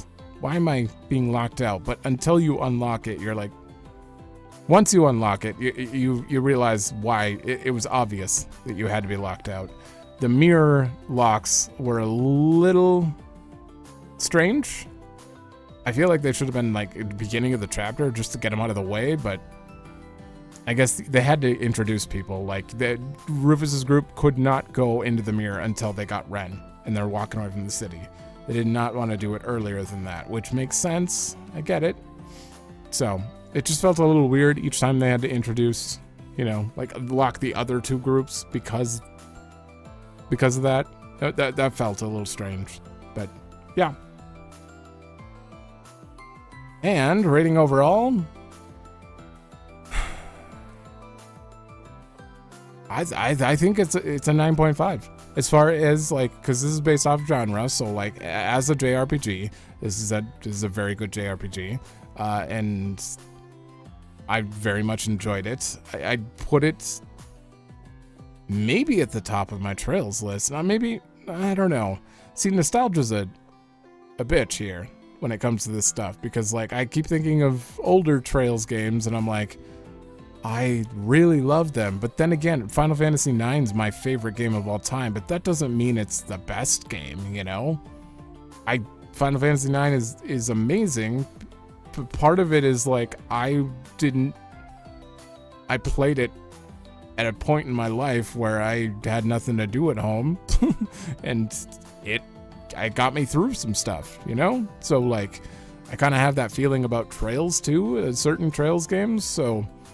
But I honestly, if you get past all that nostalgia stuff, I think this might be one of the best ones in my opinion. It's a little convoluted, you know, like they started throwing a lot of stuff in at the end, a lot of characters to manage.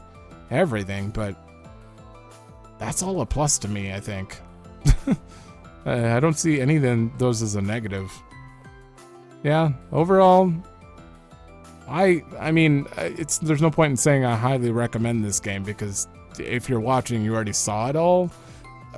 But if you're also watching, there's a chance that you've already played it and you're just seeing reactions. So I can't technically say I highly recommend it, but then again, the gameplay, even if you were watching blind, I think I'd give it a chance just for the gameplay. Like, I think it's fine. I just kind of wish they'd lock you into Nightmare forever. Like, never let you change. Ever since we beat the game and I got to just go like that, I felt like I lost some of the challenge in the game. Just by having the ability to switch the menu. Not anything to do with, like, normal's fine. Lock me on normal if I started on normal, you know? Like, personally, I don't know. They should just lock it on. Lock you on your difficulty until after. So, all right. Well, this game is done. I will be switching over to Persona 3 Reload in this slot after this. And that'll be going for quite a while. But that has nothing to do with this anymore, because the Trails slot is now moving up to the series slot. So when I finish Final Fantasy Dawn Trail, or FF14 Dawn Trail, immediately I'm going to be doing Daybreak, which should be about a month probably. I'm assuming Dawn Trail's not going to be super, super long, but we'll see. But I'll be doing that then, and then I'll be doing East 10 after that. So should be pretty busy with this slot. I don't know if you're interested in either of those games, you know, subscribe, etc. But yeah, that's it. So thanks for watching. Let me know if you like it, and I will see you in another game.